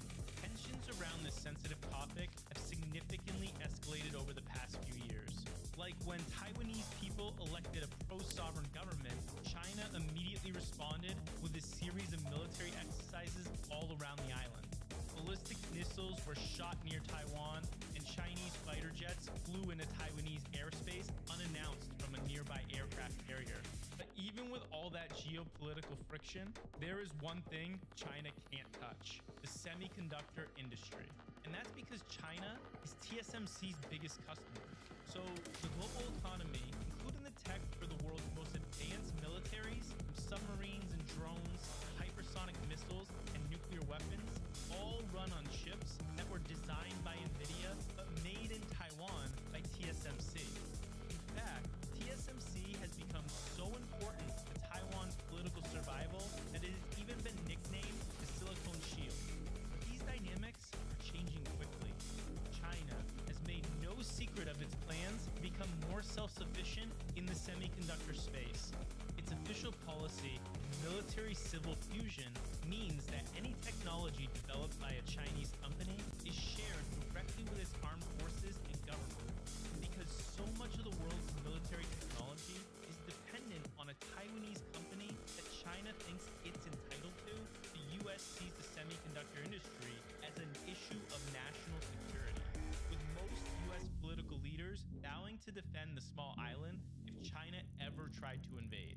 And in 2022, the US took things one step further by rolling out harsh restrictions to slow down China's chip development, which put NVIDIA directly in the crosshairs between the two most powerful countries in the world.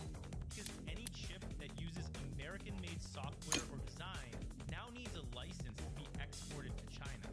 And this regulation states that it doesn't matter whether or not that the tech is actually manufactured in the US, but any high-end GPUs over a certain level of performance are now banned from being sold in China. And while Jensen understood the rationale, he also knew that China accounted for roughly 25% of NVIDIA's total revenue prior to this law being signed. So he was determined to push the limits and get as close as possible to the edge without directly breaking any federal regulation. We have to defer all of the policy making to the administration. They understand that the balancing national security versus the prosperity of American technology all over the world. So he instructed NVIDIA engineers to throttle some of their existing products and released a new line of chips, all designed specifically just under the maximum allowed output so that they could be sold to China and still evade US regulation. But even worse than that, there are reports that Chinese universities, research labs, and even government bodies are still getting their hands on these banned NVIDIA chips. So how is this happening? Well, it really comes down to two methods. The first way is through resellers who are using unreported orders and alleged inventory stockpiles even after the regulation has been signed. This method makes it extremely difficult to determine if the US laws are being broken, but as soon as those supplies run out, this matter should be much more clear over time. But the second way that Chinese firms are still getting access to NVIDIA's chips are through its cloud computing partners. In this instance, NVIDIA sells its advanced AI chips to cloud service providers like Amazon AWS, Google Cloud Platform, Microsoft Azure Cloud, and many other cloud providers that rent NVIDIA processing chips to its customers. And sometimes these include Chinese companies. It's been reported that this primarily occurs with Chinese companies operating outside of mainland China, which technically doesn't violate the US law due to a senseless oversight by legislators who failed to include cloud services and physical products under the same restrictions, which is basically like saying China cannot buy the product, but they can rent and use the same exact product as much as they want. But even smaller cloud providers are taking on increasingly more risks, now renting NVIDIA's most advanced AI chips to Chinese facilities located even within China itself. So how is NVIDIA and Jensen to blame for all of this? Well, in the war for AI, NVIDIA is the world's biggest arms dealer. Ultimately, Jensen controls the supply of these advanced GPUs, and with the demand for these chips so high, even the largest and most powerful tech companies in the world are facing significant wait times to get them, which means he has all the leverage in the world to impose contract restrictions on his clients or even ban sales to any company that bypasses the government regulation, which could effectively block all current routes providing NVIDIA resources to China. That is, if that's what Jensen actually wanted. But with Jensen as its leader, NVIDIA has proven time and time again that it's very comfortable sidestepping the law here or there if it advances Jensen's vision forward. But Jensen doesn't expect a doomsday scenario between the world's largest two superpowers. Instead, for him, it's more or less like business as usual for NVIDIA. What makes matters even more curious, though, is that Jensen does have a personal interest in this issue. He grew up in Taiwan, and it was his first home. In May 2024, when he arrived back in Taiwan for a conference, he was greeted like a rock star. People crowded around him every night to snap pictures, have books signed, and catch a sighting of their island's most famous export. The media called his popularity Jensanity, and the feeling is mutual. Huang also said his company would always invest in Taiwan. Always investing in Taiwan. This is one of our most important countries. So from Jensen's perspective, China still needs NVIDIA, but NVIDIA doesn't need China. All of Chinese technology priorities, artificial intelligence, quantum computing, biotechnology, are all going to need NVIDIA's hardware. Because ever since NVIDIA released the world's first GPU in 1999, it's been paving the way for the next generation of computing time and time again. And that doesn't appear to be slowing down anytime soon. From a small startup on the brink of bankruptcy to becoming one of the most important business leaders in the entire world, Jensen has seen it all during NVIDIA's 30-year journey. In fact, he's now the longest-serving CEO in the history of the tech industry. And even when the crypto boom brought about its greatest rival in AMD, NVIDIA weathered the storm to stand alone as the king of advanced computing technology, thanks in part to Jensen's masterful decade-long pivot to AI. NVIDIA was once again ready to capitalize on a trend years before there was any practical use for it, which made the AI boom possible, transforming NVIDIA into the largest company in the world and making Jensen one of the richest people on the planet. But Jensen doesn't wake up proud and confident. Instead, he wakes up worried, because if NVIDIA slips, the other biggest players in tech, Microsoft, Google, and Apple, will all be there to take advantage. Even today, they are all focused on designing processing chips themselves in hopes to topple NVIDIA's empire. For now, though, Jensen is still the undisputed king of computing, and his products control all of the tech and apps that you love most. So it appears that no matter what direction technology heads in the future, there seems to be one guaranteed winner: NVIDIA. But as Jensen continues to delicately straddle the boundary between ambitious and realistic, empowering and demanding, and now, most dangerously, right in the middle of a standoff between the US and China, it might not be a tech company that ends up taking his crown, but a real-life war.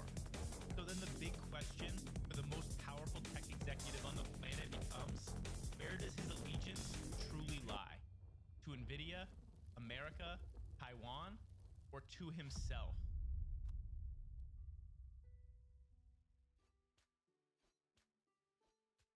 I just played every single Rockstar game ever, which includes some of history's most important video games across.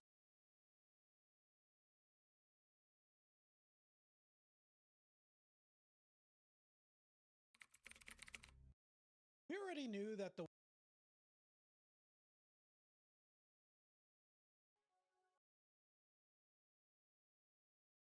Hollywood went from a small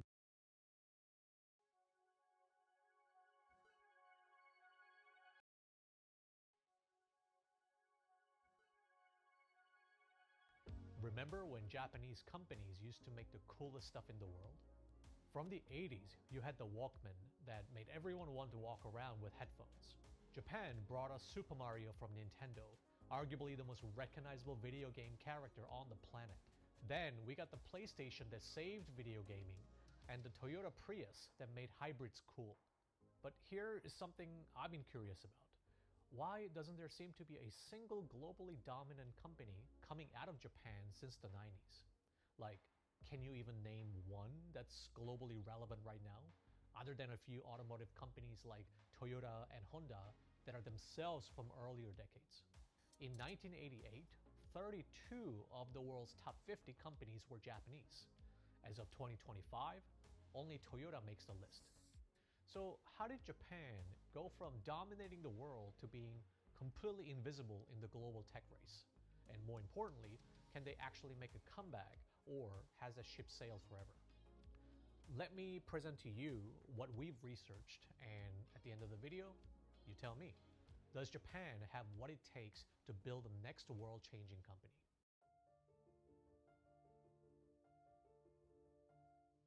To understand why Japan seems unable to produce new Sonys today, we need to better understand exactly how they were able to build all these OG global giants in the first place.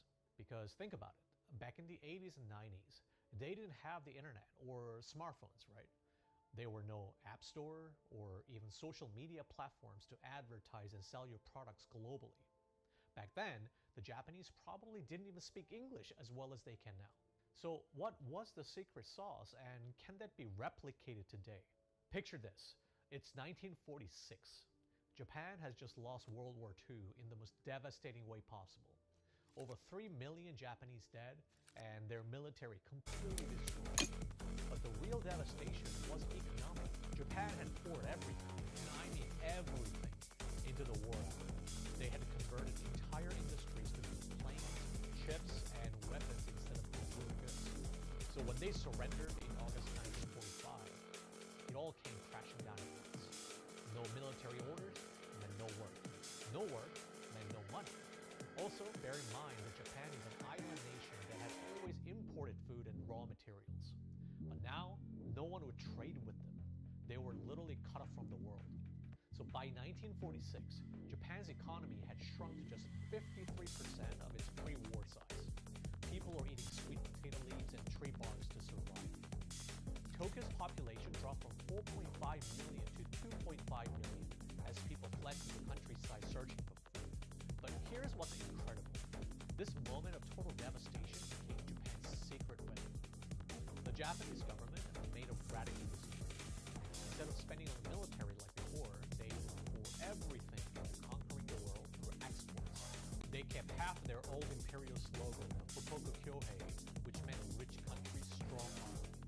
Flipped the concept into rich countries, strong companies. Entered the Ministry of International Trade and Industry, or MITI, which was renamed in 2001 as the Ministry of Economy, Trade and Industry. During Japan's economic miracle, MITI operated like a startup accelerator for entire industries.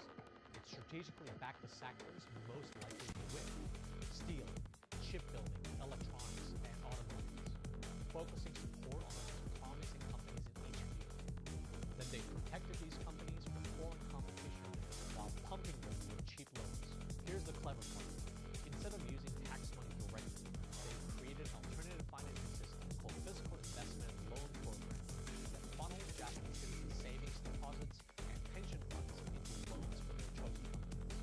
So when regular people put money into post office savings accounts, money would end up financing so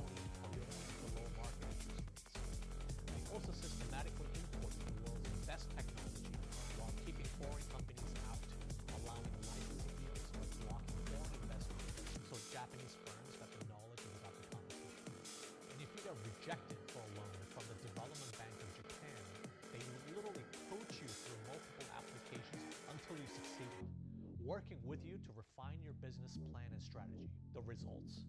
By the 1980s, Japanese companies were filing more patent applications than the US. So you can see that there was this huge push by Japanese companies to global companies, but it wasn't just policy that gave rise to Sony. It also required visionary founders who thought of going global from day one. Take Akio Morita, Sony's co-founder. Born in 1921 in Nagoya, he was the eldest son and 15th generation heir to one of Japan's oldest sake brewing families, a business that had been running since 1665. But Morita became obsessed with electronics, building his own ham radio and nearly flunking out of school because he ignored everything except tinkering with gadgets. During World War II, he served as a lieutenant in the Japanese Navy, working with thermal guidance weapons and night vision gun sets, where he met his future business partner, Masaru Ibuka, an electronics engineer 13 years his senior. After the war, he was offered a prestigious teaching position at Tokyo Institute of Technology, but he and his business partner decided to abandon their safe, traditional paths to building something completely new. Sony's early years were built on bold risks and personal sacrifices. The company's first consumer product was an electric rice cooker in 1945, a complete failure that either burned rice or left it uncooked. But Morita did not give up. In 1950, they launched Japan's first tape recorder, though it also sold poorly initially. The breakthrough came with transistor radios. In 1955, Sony released the TR-55, Japan's first commercially produced transistor radio.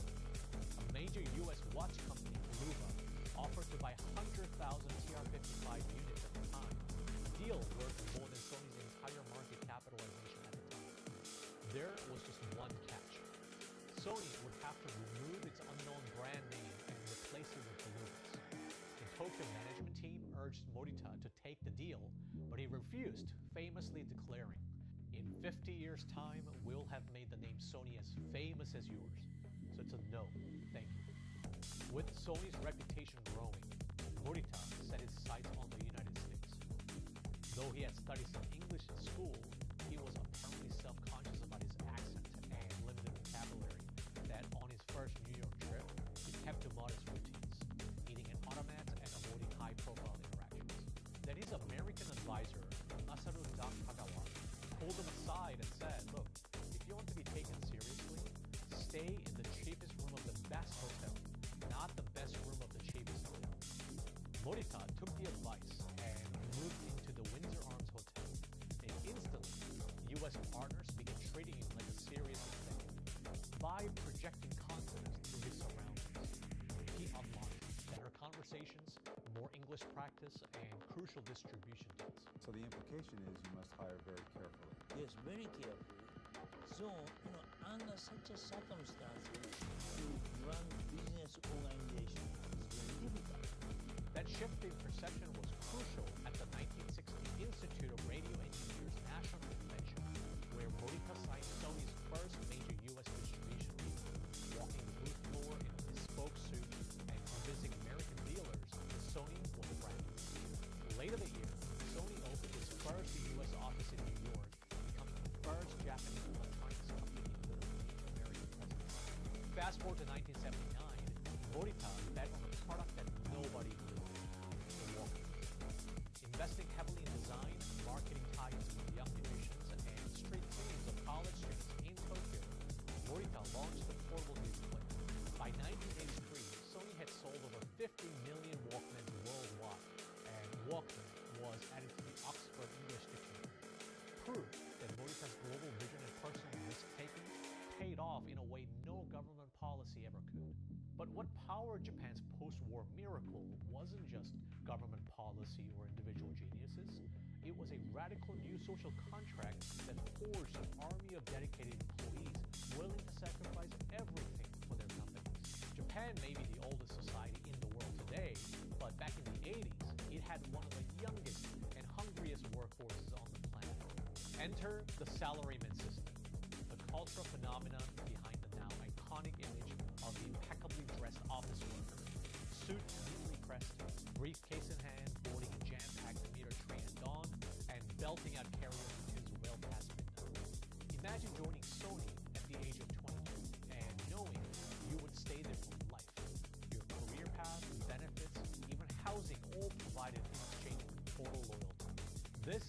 wasn't mere employment, it was a family. You didn't clock out at 5 p.m. You stayed late, tweaking product designs, rehearsing sales pitches, or fixing product snags because you knew the company had your back forever. Junior engineers logged nights on the factory floor to perfect its set. Sales reps skipped weekends to close experts. No one called it overtime. They called it duty.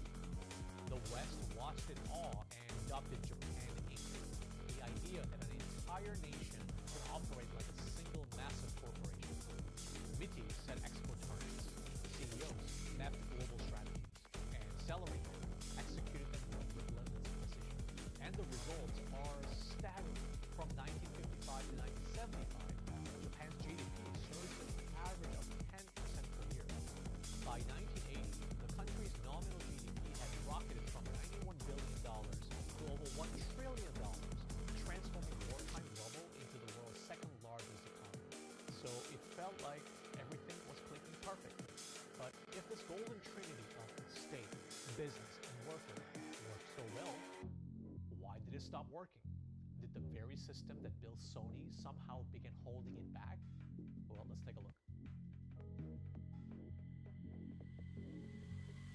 By the late 1980s, Japan wasn't just a success story, it was the story. By 1989, Japan represented 45% of global stock market capitalization, and Japanese banks were the biggest in the world.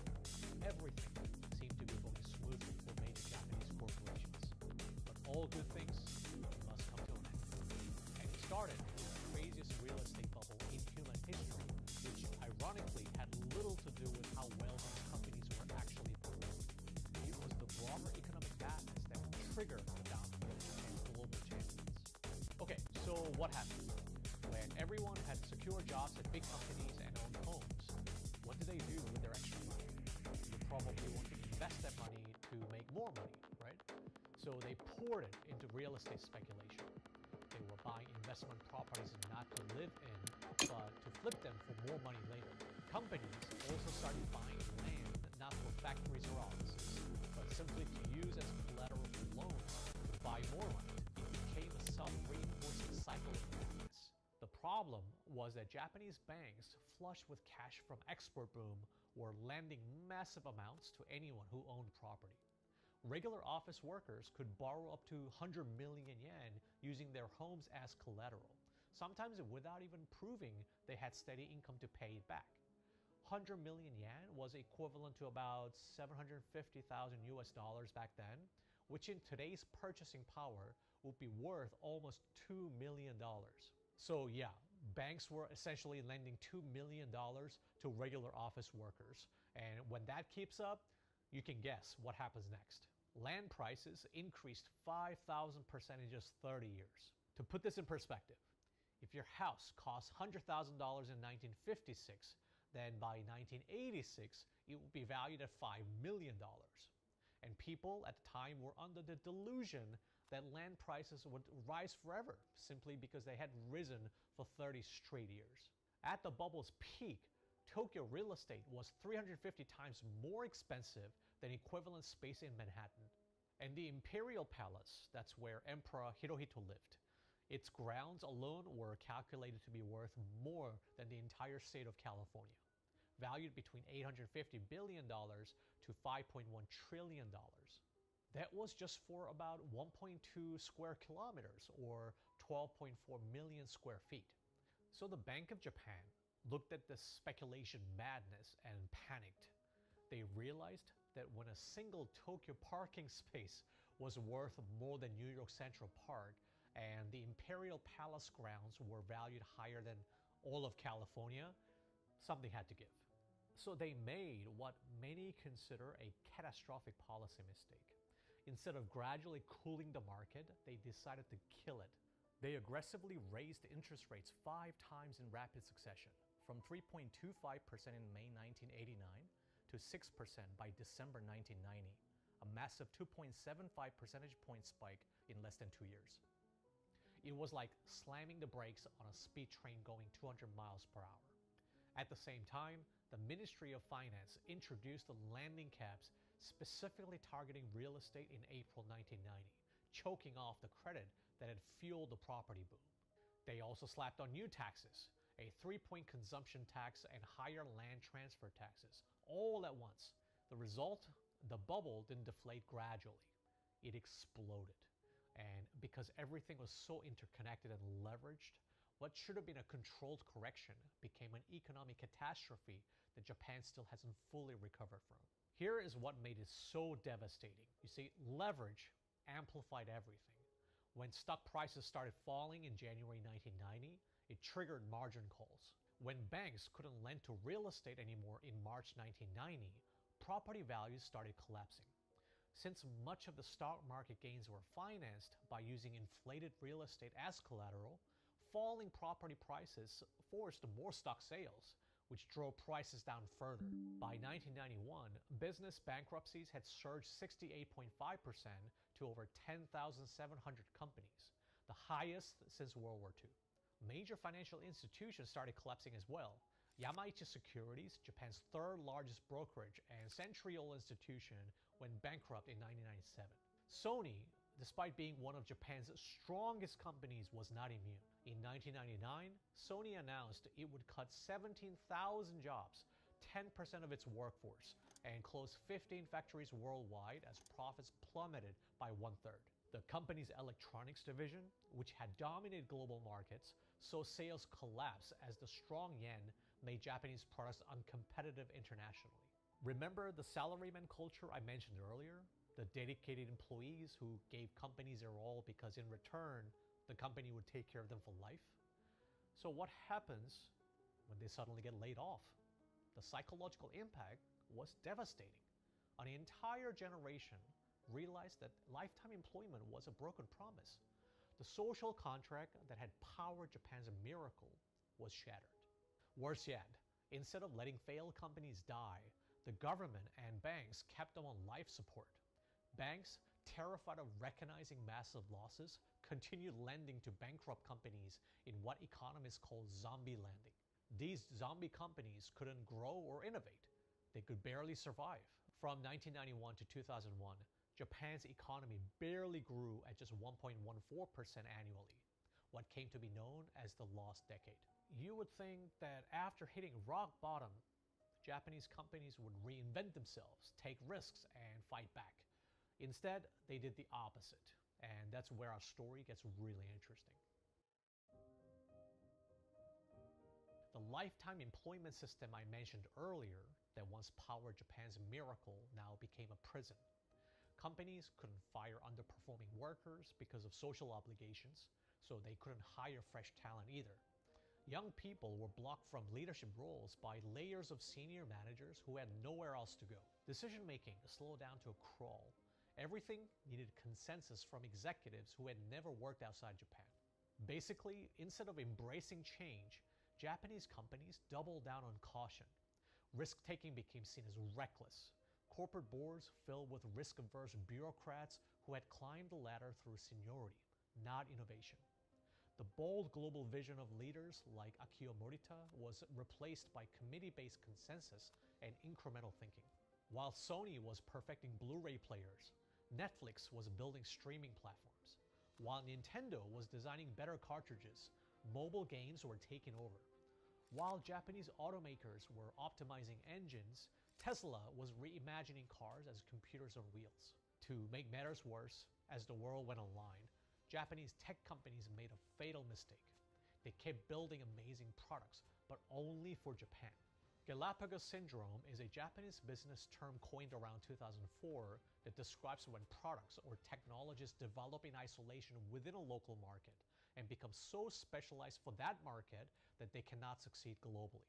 The term references Charles Darwin's observations on the Galapagos Islands, where species evolved in isolation and became perfectly adapted to the local environment but couldn't survive elsewhere. Think about it. Japan actually had the world's most advanced mobile phones in 2005, with internet access, email, mobile payments, and even TV streaming. Until I looked it up, I didn't even know that Japan had already invented mobile payments and QR codes in the early 2000s, pretty much years before the iPhone even existed. But these were proprietary Japan-only systems using custom standards. World-class world-class innovations got buried in technical documentation that never left Japan. Japanese companies remained obsessed with launching perfect hardware, which may have worked in the 1980s when product cycles were measured in years. But in the 2000s, when software could be updated weekly and user preferences shifted monthly, perfectionism became paralysis. The results were devastating across Japan's former champions. Sony's market cap fell 80% between 2000 and 2012. They missed the flat-screen TVs, losing out to Samsung, the smartphone revolution despite making excellent components, and streaming music, losing out to iTunes and Spotify. To give credit where credit is due, Sony initially struggled during the digital camera transition as well, when Canon and Nikon's DSLRs dominated the market. But they did eventually find major success in mirrorless cameras, becoming a market leader by the 2010s, and essentially pioneering a full-frame mirrorless revolution. Sharp, once a pioneer in LCD TV technology, and the company that created the world's first commercial camera phone in 2000, suffered a dramatic decline in the global TV market. Sharp simply couldn't compete with fast-moving Korean rivals like Samsung and LG, who offered competitive quality at lower prices. The company was eventually acquired by Taiwan's Foxconn. Yes, the same company that manufactures iPhone components. In 2016 for $3.5 billion, a fraction of its former value.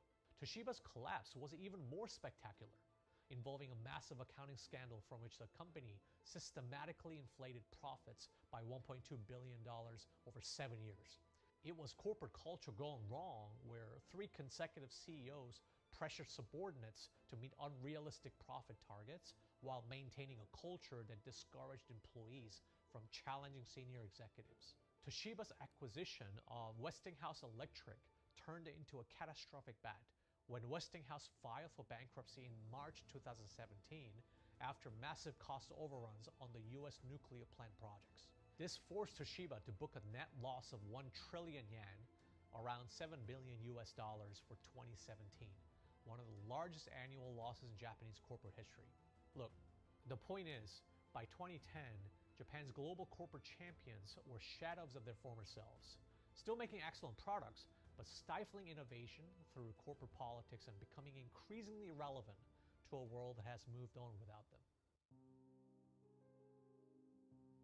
Okay, so this all sounds a bit depressing, but could Japan still make a comeback? In November 2022, the Japanese government launched its most ambitious economic bet in decades, the Startup Development 5-Year Plan. The goal? Create 100 unicorn companies, 100,000 startups, and attract 10 trillion yen, about $67 billion in investment by 2027, is Japan's moonshot to reclaim its innovative edge.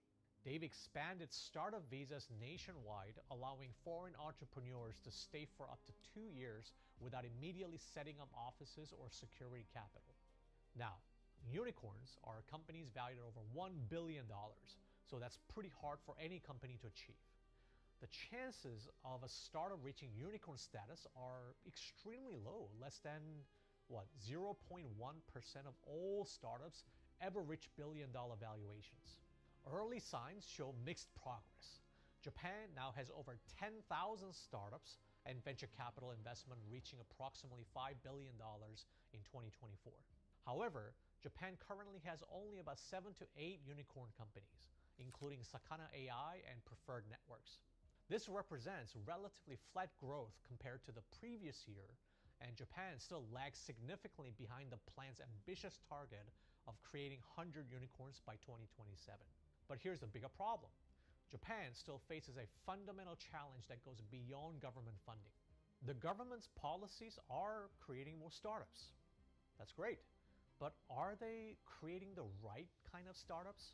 Many Japanese entrepreneurs are still building for the domestic market first, planning global expansion later. Ultimately, the founder's vision really matters.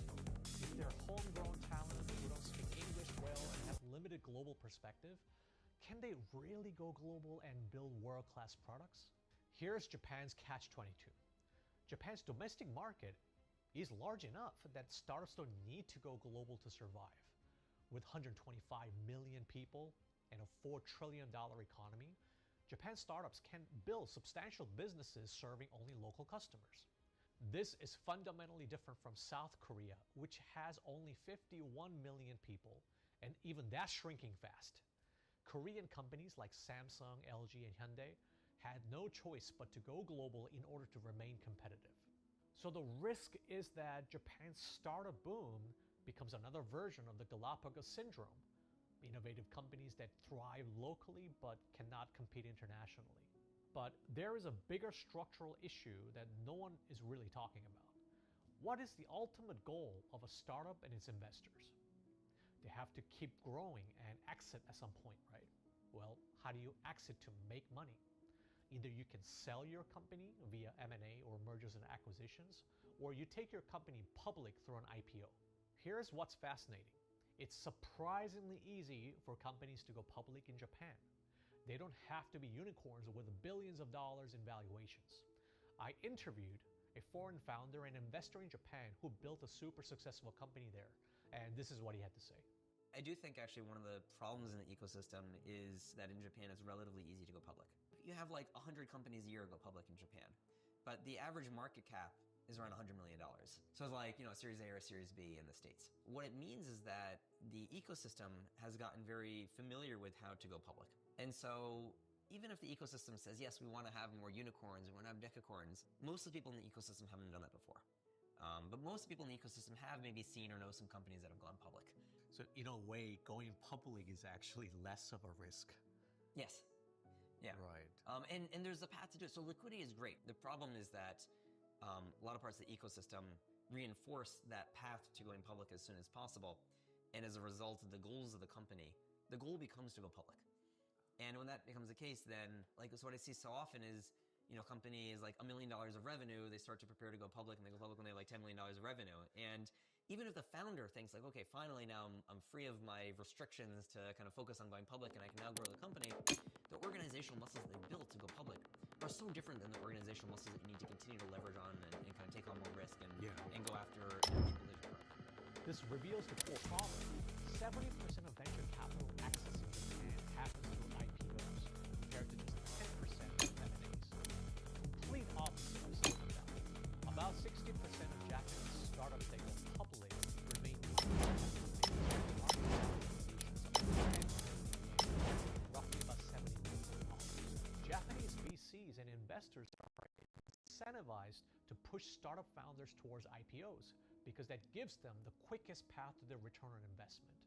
So unless you get visionary founders like Morita who build Sony, the kind of leaders that are willing to go against their investors and stay laser focused on taking their companies truly global, the result is that startups begin prioritizing quick IPO exits over long-term global scaling the moment they get funded. So the 5-year plan expires in 2027.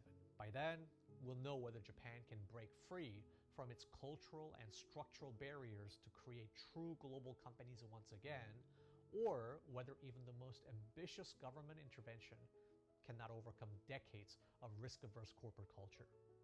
The ingredients are there: government funding and a new generation of Japanese entrepreneurs. But will it be enough to compete with Silicon Valley's risk-taking culture and China's scale? Japan's economic future may depend on the answer. If you found this video insightful and you learned something new, hit subscribe so we know there's an audience out there who wants more of these deep dive explainers. Our mission has always been to inform our global audience about what's really happening in Asia, the stories you don't usually get from the mainstream media. So give us your feedback, tell us what you'd like us to cover next, and we will do our best to make it happen. Thanks for watching, and as always, stay curious.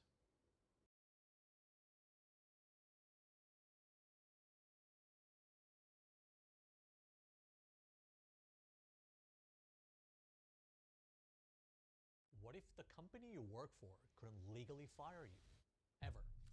That sounds like a dream scenario for employees, but this is exactly what's happening in South Korea, where firing someone once you hire them is nearly impossible. Turns out, South Korea has one of the strictest labor laws among developed nations. And here is the irony. It's neither creating nor saving jobs. As a matter of fact, It's actually destroying the job market and even leading to employee deaths. How can that be? Let me share a quick story that recently blew up in the Korean media, and I'll explain how the story ties to the unintended consequences of these super strict Korean labor laws. On the morning of July 15th, 2025, Hyo-won Jung, a full-time employee at London Bagel Museum, which is a super trendy Korean bakery chain, woke up exhausted in his company dormitory. Hyo-won had only joined the company about 14 months ago, but the work hours were brutal to say the least. Just that week, he had pulled an 80-hour shift because the company was opening a new store at Incheon, and Hyo-won was helping prepare for the launch. That day was going to be another long one. His shift would start at 9 a.m. and wouldn't end until midnight, a grueling 15 hours. But that wasn't even his worst shift that week.